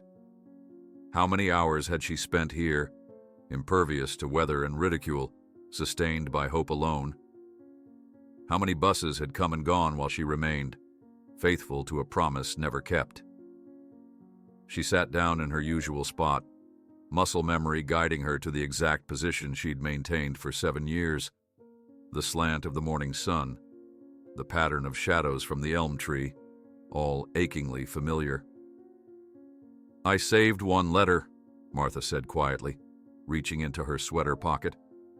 "I couldn't read it yesterday after everything that happened. I was saving it for when I was stronger." Michael sat beside her, his large frame dwarfing the bench. "Would you like to read it now?" Martha nodded, carefully unfolding the final letter with trembling fingers. "This is the last one he wrote, according to the date. 3 weeks before he died." She began to read aloud, her voice growing stronger with each word. "Dear Mom, I saw you yesterday. You didn't see me, but I was there across the street, watching you wait for me at the bus stop." Martha's voice trembled as she continued reading David's final letter. "I parked across the street in a rental car, watching you for nearly 2 hours. You wore that green scarf I gave you when I was 16, the one you said brought out the color of your eyes. It's faded now, but you still wear it every day, don't you?" Michael sat silently beside her, giving her the space to absorb her son's words. The morning traffic flowed past, oblivious to the small drama unfolding at the bus stop. "I wanted to cross the street," Martha read, her voice growing steadier. "I wanted to run to you, to fall on my knees and beg your forgiveness. But I was afraid, Mom. Afraid of what I'd see in your eyes. Afraid I wasn't the son you deserved yet." A tear splashed onto the paper, blurring the ink slightly. Martha didn't wipe it away. "Watching you sit there, hour after hour, waiting for me, it broke something open inside me, something I'd been keeping locked away. That night I went back to my sponsor and told him I was ready to commit to sobriety for real this time. Not just going through the motions, but truly changing my life." Martha paused, looking up at the street before her, trying to imagine David watching from a parked car, so close, yet unable to bridge the final distance between them. "1 year clean now, Mom, the longest I've ever managed. I work as a peer counselor at the center, helping guys who come in just as lost as I was. Every day when I talk to them, I imagine I'm talking to myself all those years ago. I tell them about my mom who never gave up on me, who sits at a bus stop every day because she believes in me when I couldn't believe in myself." A city bus approached, slowing as it neared the stop. Martha recognized the familiar profile of Mr. Thompson behind the wheel. The doors opened with a hydraulic hiss, but Martha shook her head slightly, indicating she wouldn't be boarding. Mr. Thompson's eyes widened in recognition and concern. "Mrs. Wilson, aren't you supposed to be in the hospital?" He left the driver's seat, descending the steps to the sidewalk. "They've been looking for you. It's all over the police scanner." Martha clutched the letter to her chest. "Just 1 more minute, Thomas, please." Mr. Thompson glanced nervously at Michael, then at his watch, then back to Martha. "I should call this in, Mrs. Wilson. They're saying you need medical attention." "I need to finish my son's letter," Martha replied with quiet dignity. "After 7 years of waiting, surely I've earned 5 more minutes." The bus driver hesitated, then nodded reluctantly. 5 minutes, then I have to report this." He returned to his bus but left the door open, keeping an eye on the situation while his passengers watched with undisguised curiosity. Martha returned to the letter, aware that her time was running out. "I'm sending these letters to you soon, Mom. My sponsor says it's an important part of making amends. Being honest about where I've been and what I've done. I've been afraid to mail them, afraid that once you know everything, you'll stop waiting for me. But you deserve the truth, and I'm finally strong enough to give it to you." In the distance, a siren wailed. Mr. Thompson was on his radio, presumably reporting her location. Martha read faster. "I love you, Mom, for never giving up. For believing there was something in me worth saving when everyone else, when I myself, had written me off. Someday soon, I'll find the courage to come home, to cross that street, to be the son you deserve. Until then, please know that every day you wait at that bus stop, you're saving my life all over again. Your loving son, David." Martha folded the letter carefully as the siren grew louder. "He saw me," she whispered. "He was here." Michael nodded. He talked about that day a lot in our group sessions. Said it was his turning point. A police cruiser pulled up alongside the bus, lights flashing. Officer Ramirez, who had known Martha for years, emerged with a relieved expression. "Mrs. Wilson, thank goodness. The hospital is very concerned." He approached cautiously, as if she might bolt. "Your daughter's on her way. We need to get you back to the hospital." Martha remained seated, the letter still clutched in her hands. "Did you know my son, Officer Ramirez? He played baseball with your nephew." The officer's expression softened with sympathy. "Yes, ma'am. Tommy always said David had the best curveball in the county." "He saw me waiting," Martha told him, needing someone else to understand the significance. 6 years ago. He was right across the street watching me." Officer Ramirez nodded politely, clearly unsure how to respond to this information. That's good to hear, Mrs. Wilson. Now, let's get you somewhere comfortable while we wait for your daughter." Another vehicle approached, Jessica's silver sedan, pulling up sharply behind the police cruiser. She emerged looking frantic, her hair uncombed, wearing the same clothes as yesterday. "Mom!" she called out, rushing toward the bus stop. "What were you thinking? The hospital called me in a panic." Martha expected anger, accusations, but instead, Jessica dropped to her knees before the bench, tears streaming down her face.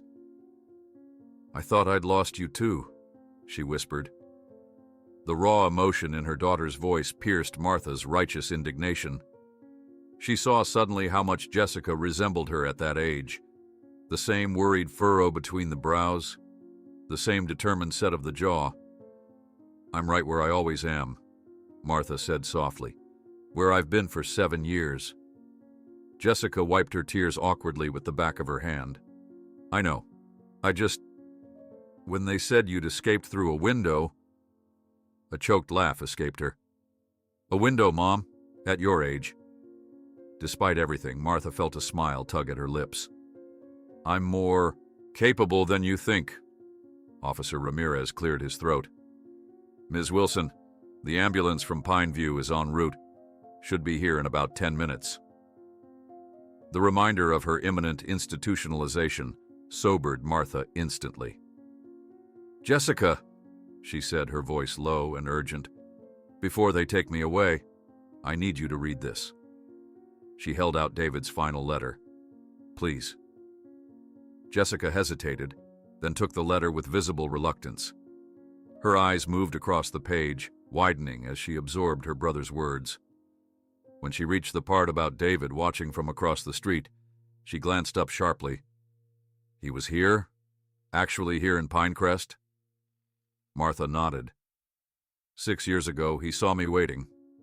Jessica continued reading, her expression transforming from shock to grief to a complex mixture of emotions Martha couldn't fully decipher. When she finished, she simply sat on the pavement beside the bench, the letter limp in her hands. "He really did want to come home," Jessica whispered, more to herself than to Martha.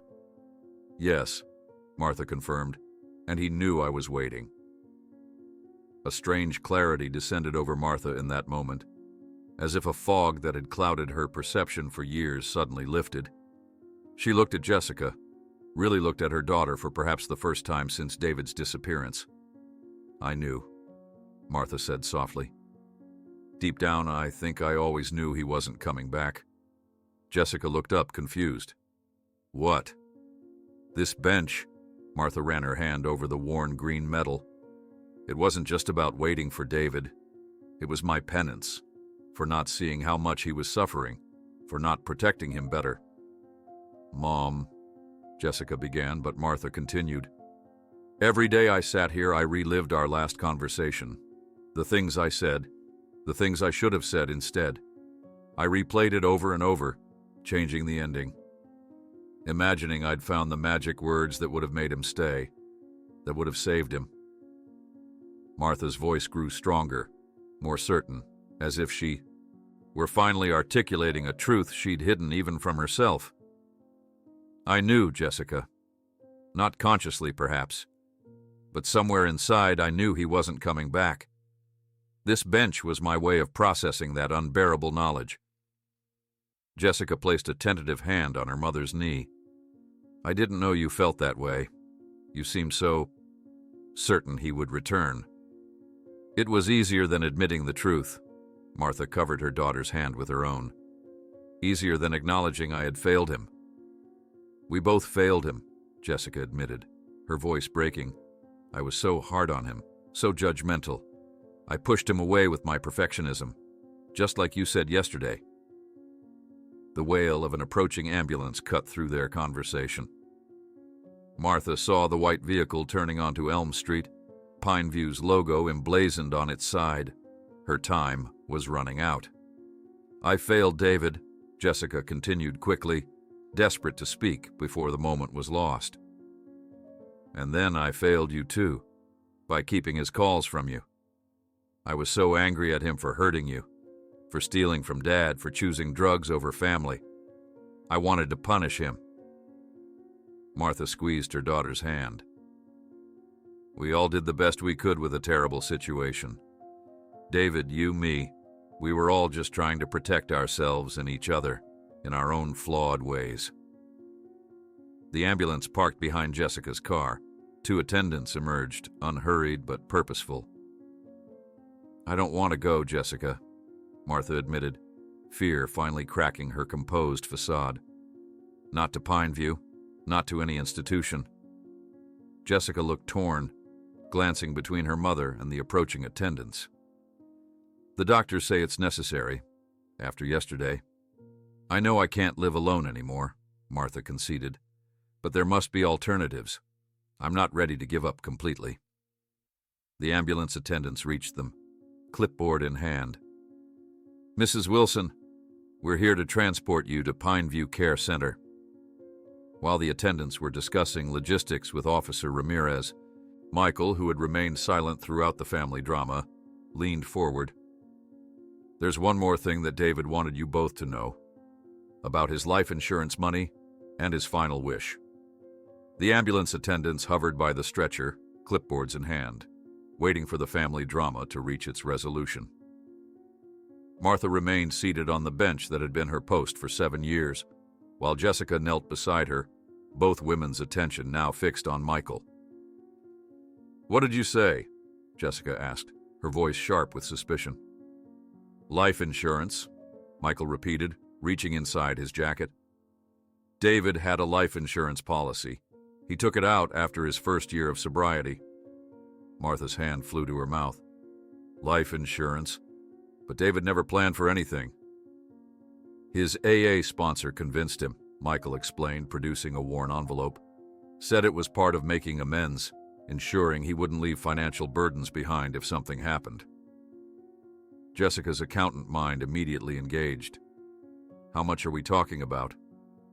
"Just under $200,000, Michael said. "The policy doubled the payout for accidental death, which is how they classified the overdose since he was in recovery." Jessica shook her head in disbelief. "And you've been carrying this information around for how long?" 5 years, Michael admitted, shame evident in his voice. "I was David's beneficiary, with instructions on what to do with the money. But I fell off the wagon after he died. Spent 3 years in and out of rehab myself. I've only been clean for 18 months now." Martha reached for the envelope. "What were his instructions?" Michael handed it over. "It's all there, in his own handwriting. His last wishes." With trembling fingers, Martha opened the envelope. Inside was a handwritten letter and several official-looking documents. She unfolded the letter, recognizing David's familiar slanting script. Jessica moved closer, reading over her mother's shoulder. "If you're reading this," the letter began, "then I didn't make it. I hope I died trying to stay clean, not with a needle in my arm. Either way, I want something good to come from my screwed-up life." Martha paused, emotion threatening to overwhelm her. Jessica squeezed her mother's shoulder, urging her to continue. "The money from my insurance policy should go toward creating a place in Pinecrest where addicts can find help without judgment. A center where families can learn how to support recovery without enabling addiction. Mom, You always believed in me. Now I want others to have someone who believes in them too." The ambulance attendants shifted impatiently, but Officer Ramirez held up a hand, silently requesting a few more minutes. "This is unexpected," Jessica said, her professional demeanor reasserting itself as she scanned the insurance documents. "These appear legitimate." "They are," Michael confirmed. "I've had the money in a separate account, untouched. I failed David by not delivering his letters sooner, but I'm not going to fail him on this too." Martha looked up from the letter, something new kindling in her eyes, a sense of purpose she hadn't felt in years. "We could do this. We could create David's center." Jessica frowned. "Mom, you're not thinking clearly. You're about to be admitted to Pineview. You can't possibly manage something like this." "Why not?" Martha challenged. "Dr. Patel himself said my cognitive issues might be related to trauma, not irreversible dementia. If I had something meaningful to focus on instead of just waiting." Dr. Patel appeared beside the ambulance, having been summoned by the hospital. He approached cautiously, medical bag in hand. "Mrs. Wilson, you've caused quite a stir this morning." "Doctor," Martha said with unexpected clarity, "what if I had a project to focus on? A purpose?" Dr. Patel looked confused. "I'm not sure I understand." Martha held up David's letter. "My son left money to establish a recovery center here in Pinecrest. What if I helped create it? Wouldn't engaging my mind in something meaningful be therapeutic?" Jessica interjected, "Mom, please, you're just trying to avoid Pineview." "Maybe I am," Martha admitted, "but that doesn't make the idea any less valid." Dr. Patel considered this, stroking his chin thoughtfully. "There is significant research supporting the therapeutic benefits of purposeful activity for cognitive health. Even patients with confirmed dementia often show improvement when engaged in meaningful projects." Jessica looked torn between hope and pragmatism. But she still needs supervision. After yesterday's episode, "I'm not suggesting Mrs. Wilson live independently," Dr. Patel clarified. "But perhaps there's a middle ground between complete institutionalization and her current situation." Martha seized on this opening. "I could stay with Jessica," she suggested, turning to her daughter. "Just temporarily, while we get this project started." Jessica's eyes widened. "Mom, my apartment barely has room for me, let alone I have space," Michael interrupted unexpectedly.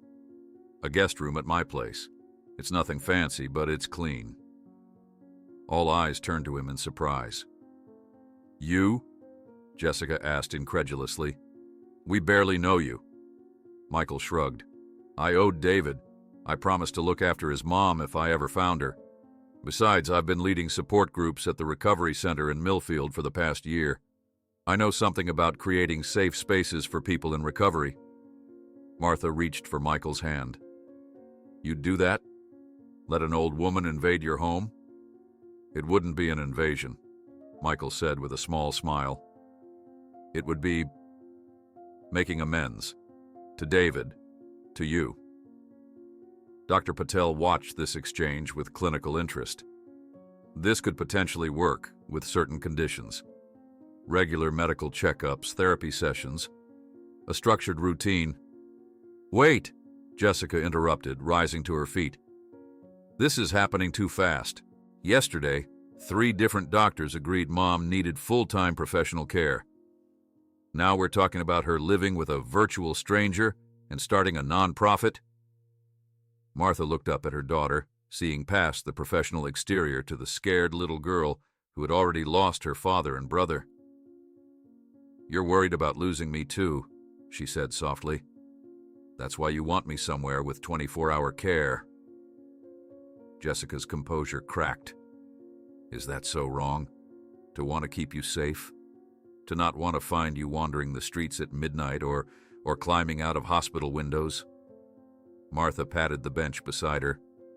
"Sit down, Jessica." Reluctantly, her daughter obeyed. "I haven't been fair to you," Martha admitted. You've carried so much alone. Your father's death, David's addiction, my obsession with waiting. You've handled it all while building your own life, your career." Jessica wiped at her eyes. "I just want to do the right thing." "I know."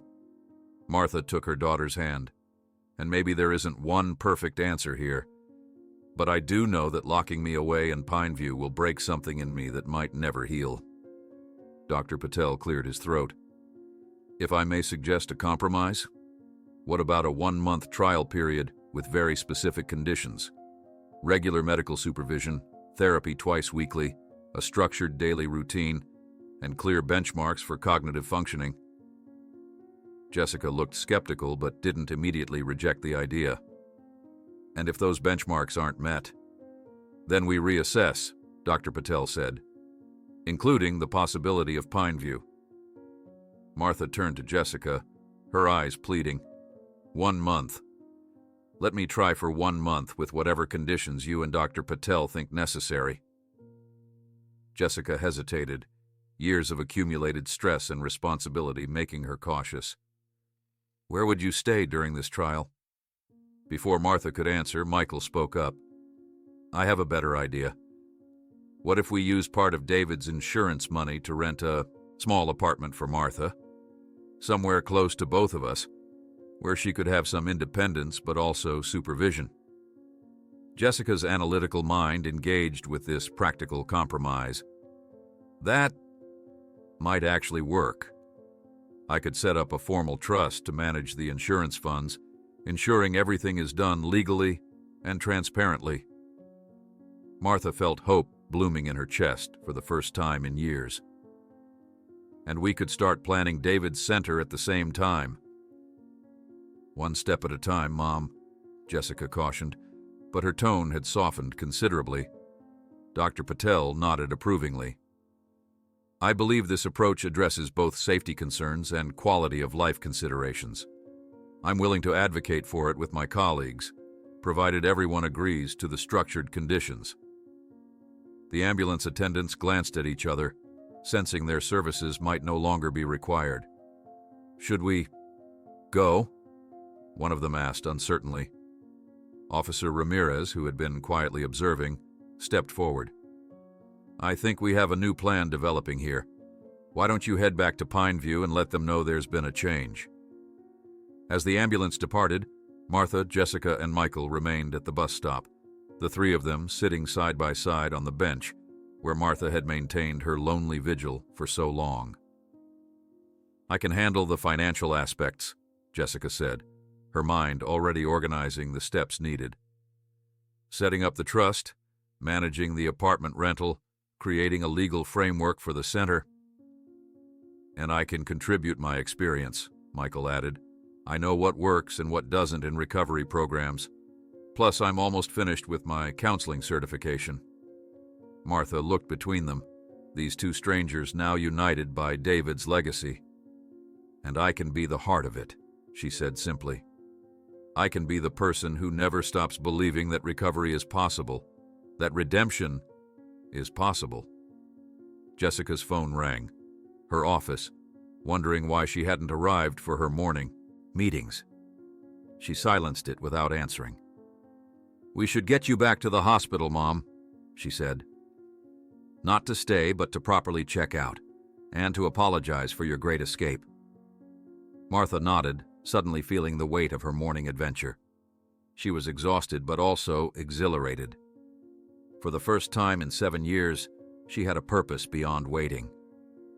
As they prepared to leave, Martha took one last look at the bus stop, her post, her penance, her prison for so long. From her pocket, she withdrew David's St. Christopher medallion and pressed it briefly to her lips. "Goodbye, my son," she whispered. "I'm not waiting anymore. I'm moving forward, carrying you with me." 6 months later, on the eve of the grand official opening of the center, Martha asked Jessica to take her one last time to the old bus stop on Elm Street, saying she had an important ritual to complete her long period of waiting. Golden autumn light bathed Elm Street as Jessica's car pulled up near the bus stop. 6 months had transformed Martha. her once stooped posture now straightened by purpose, her hair professionally styled rather than hastily pinned up, her clothes chosen with care instead of habit. The physical changes were striking, but the most remarkable difference was in her eyes, clear, focused, and fully present in a way they hadn't been for years. "Are you sure about this?" Jessica asked, switching off the engine. "We don't have to come here. The past is the past." Martha smiled, patting her daughter's hand. "Some goodbyes need proper ceremonies. This is mine." Together they walked the short distance to the green bench, freshly painted now, part of the city's neighborhood beautification project. Martha moved slowly but steadily, relying less on Jessica's arm than she once would have. "It looks different," Martha observed, approaching the bench that had been her second home for 7 years. "They refurbished all the bus stops last month," Jessica explained. "New paint, new schedules." Martha nodded, running her fingers over the smooth metal surface. "It's fitting. Everything changes eventually." She lowered herself onto the bench, muscle memory guiding her to the exact spot she had occupied day after day, year after year. Jessica sat beside her, both women silent for a moment, absorbing the peculiar significance of this place. "I sat here for 2,557 days, Martha finally said. "Through every season, every weather, I brought umbrellas in the rain, blankets in the snow. I watched children grow up, neighbors move away, businesses open and close." Her voice remained steady, contemplative rather than mournful. "For so long, this bench was my purpose, my mission." Jessica squeezed her mother's hand. "It was your way of loving David." "Yes," Martha agreed, "but it was also my prison. I thought I was being faithful, but I was really just stuck, unable to move forward, unable to grieve properly." From across the street, Michael appeared, walking toward them in a crisp navy suit that looked newly purchased for tomorrow's opening ceremony. In the months since their unlikely alliance had formed, he had become a steady presence in both their lives. Counselor, friend, and living connection to David. "Thought I might find you two here," he said, joining them on the bench. Martha smiled at him warmly. Their relationship had evolved into something neither could have predicted. Not romance, but a deep bond, forged through shared purpose and mutual respect. "I was just telling Jessica about my years on this bench," Martha explained. "All the things I saw, all the people who passed by." Michael nodded. "David would talk about it sometimes in group. Said he pictured you here, watching the world go by, keeping faith when no one else would." Martha reached up to her neck, where she wore the green scarf David had given her so many years ago, the one she had faithfully worn every day during her vigil. With deliberate movements, she began to untie it. "When David was 16, she explained as her fingers worked at the knot, "he spent his first paycheck on this scarf." "It matches your eyes, Mom," he said. The scarf came free, the faded fabric soft with years of wear. "I've worn it every day since he disappeared. It was my connection to him, my signal that I was still waiting." Jessica watched her mother hold the scarf reverently, understanding the significance of this moment. "And now?" "Now it's time to let it rest," Martha said simply. With careful, ceremonial movements, she tied the scarf around the metal arm of the bench, creating a small bow. "For David to always know where to find me, even if I'm not physically here anymore." The three sat in silence, watching the scarf flutter gently in the autumn breeze. A family passed by, a young mother with 2 small children who stared curiously at Martha's makeshift memorial before being hurried along. "Have you seen the final program for tomorrow?" Michael asked after a while, breaking the reverent silence. Martha nodded. "Jessica showed me this morning. It's perfect. The ribbon cutting, the speakers, the tour of the facilities. David would be proud." "Nervous about your speech?" Jessica asked. Martha smiled. "Surprisingly, no. After 7 years of talking to strangers about my son at this bus stop, speaking to a crowd doesn't frighten me at all. The David Wilson Recovery Center had taken shape with remarkable speed once the three of them had committed to the project. Jessica's financial acumen, Michael's first-hand experience with recovery programs, and Martha's unwavering compassion had proven a powerful combination. They'd found a vacant community center on Pine Street, renovated it with David's insurance money, and assembled a small but dedicated staff of counselors and support workers. The mayor confirmed he's coming, Jessica mentioned, and 3 members of the city council. The local paper wants to do a feature story. Martha nodded, but her attention seemed elsewhere, her eyes scanning the familiar street view she had memorized over thousands of hours. You know what's strange? For the first time in years, I can remember David as he truly was. Not just the troubled young man who disappeared, but the sweet boy who loved baseball, who cried when his father taught him to ride a bike, who brought me wildflowers just because. Memory recovery is common when processing trauma, Michael noted. Your therapist mentioned you've been making remarkable progress. Martha smiled. Dr. Levine says I'm her star patient, though she still won't officially diagnose me with trauma-induced cognitive decline rather than early dementia. She's being cautious, Jessica said. But everyone can see the difference. You're present in a way you haven't been for years. A city bus rumbled toward them, slowing as it approached the stop. Martha recognized the driver immediately, Mr. Thompson, his route unchanged after all these years. The doors opened with a familiar hydraulic hiss. Mrs. Wilson, he called out in surprise. Haven't seen you here in months. Martha smiled warmly. Hello, Thomas. Just visiting today. Heard about the recovery center you folks are opening, he said, nodding at Michael and Jessica. Fine thing you're doing. This town needs it. He hesitated, then added with genuine curiosity, Not waiting today, Mrs. Wilson? The question hung in the air, loaded with significance that only Martha fully understood. For 7 years, she had given the same response, that she was waiting for her son, that she couldn't leave, that today might be the day he returned. No, Martha answered with serene certainty. I finally caught the right bus. Mr. Thompson's weathered face creased in a smile of understanding.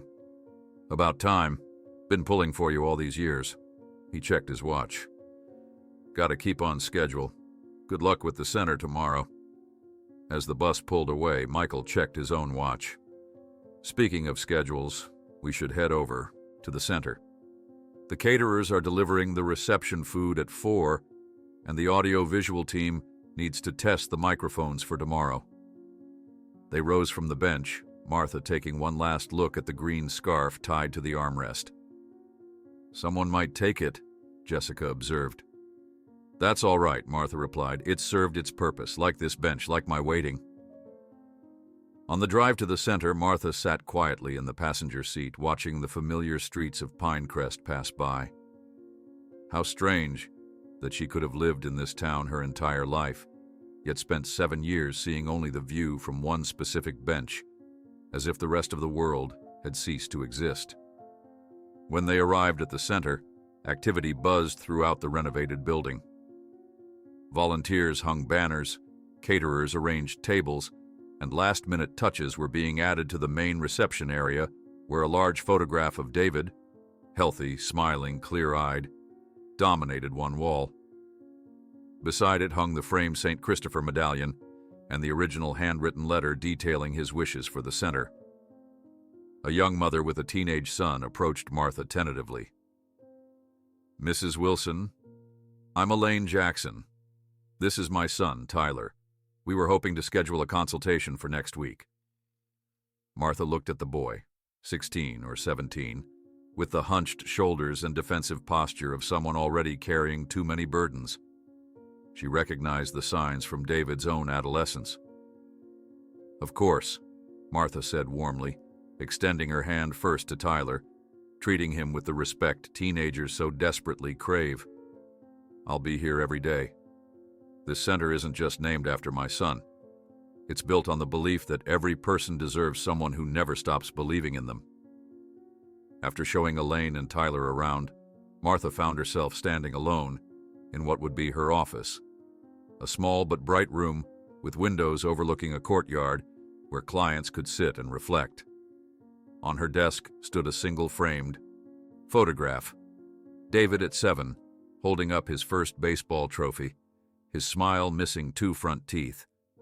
Jessica appeared in the doorway. "Everything okay, Mom?" Martha nodded, touching the photograph gently. "Just thinking about journeys, how they rarely take us where we expect." "Are you happy with how the center turned out?" Jessica asked, joining her at the window. "Beyond words," Martha replied. "It feels like redemption for all of us. You, me, Michael, even David." As the afternoon sun slanted through the windows, casting long shadows across the newly painted walls, Martha felt a sense of completion, of cycles ending and beginning. Tomorrow, the David Wilson Recovery Center would open its doors to a community in need.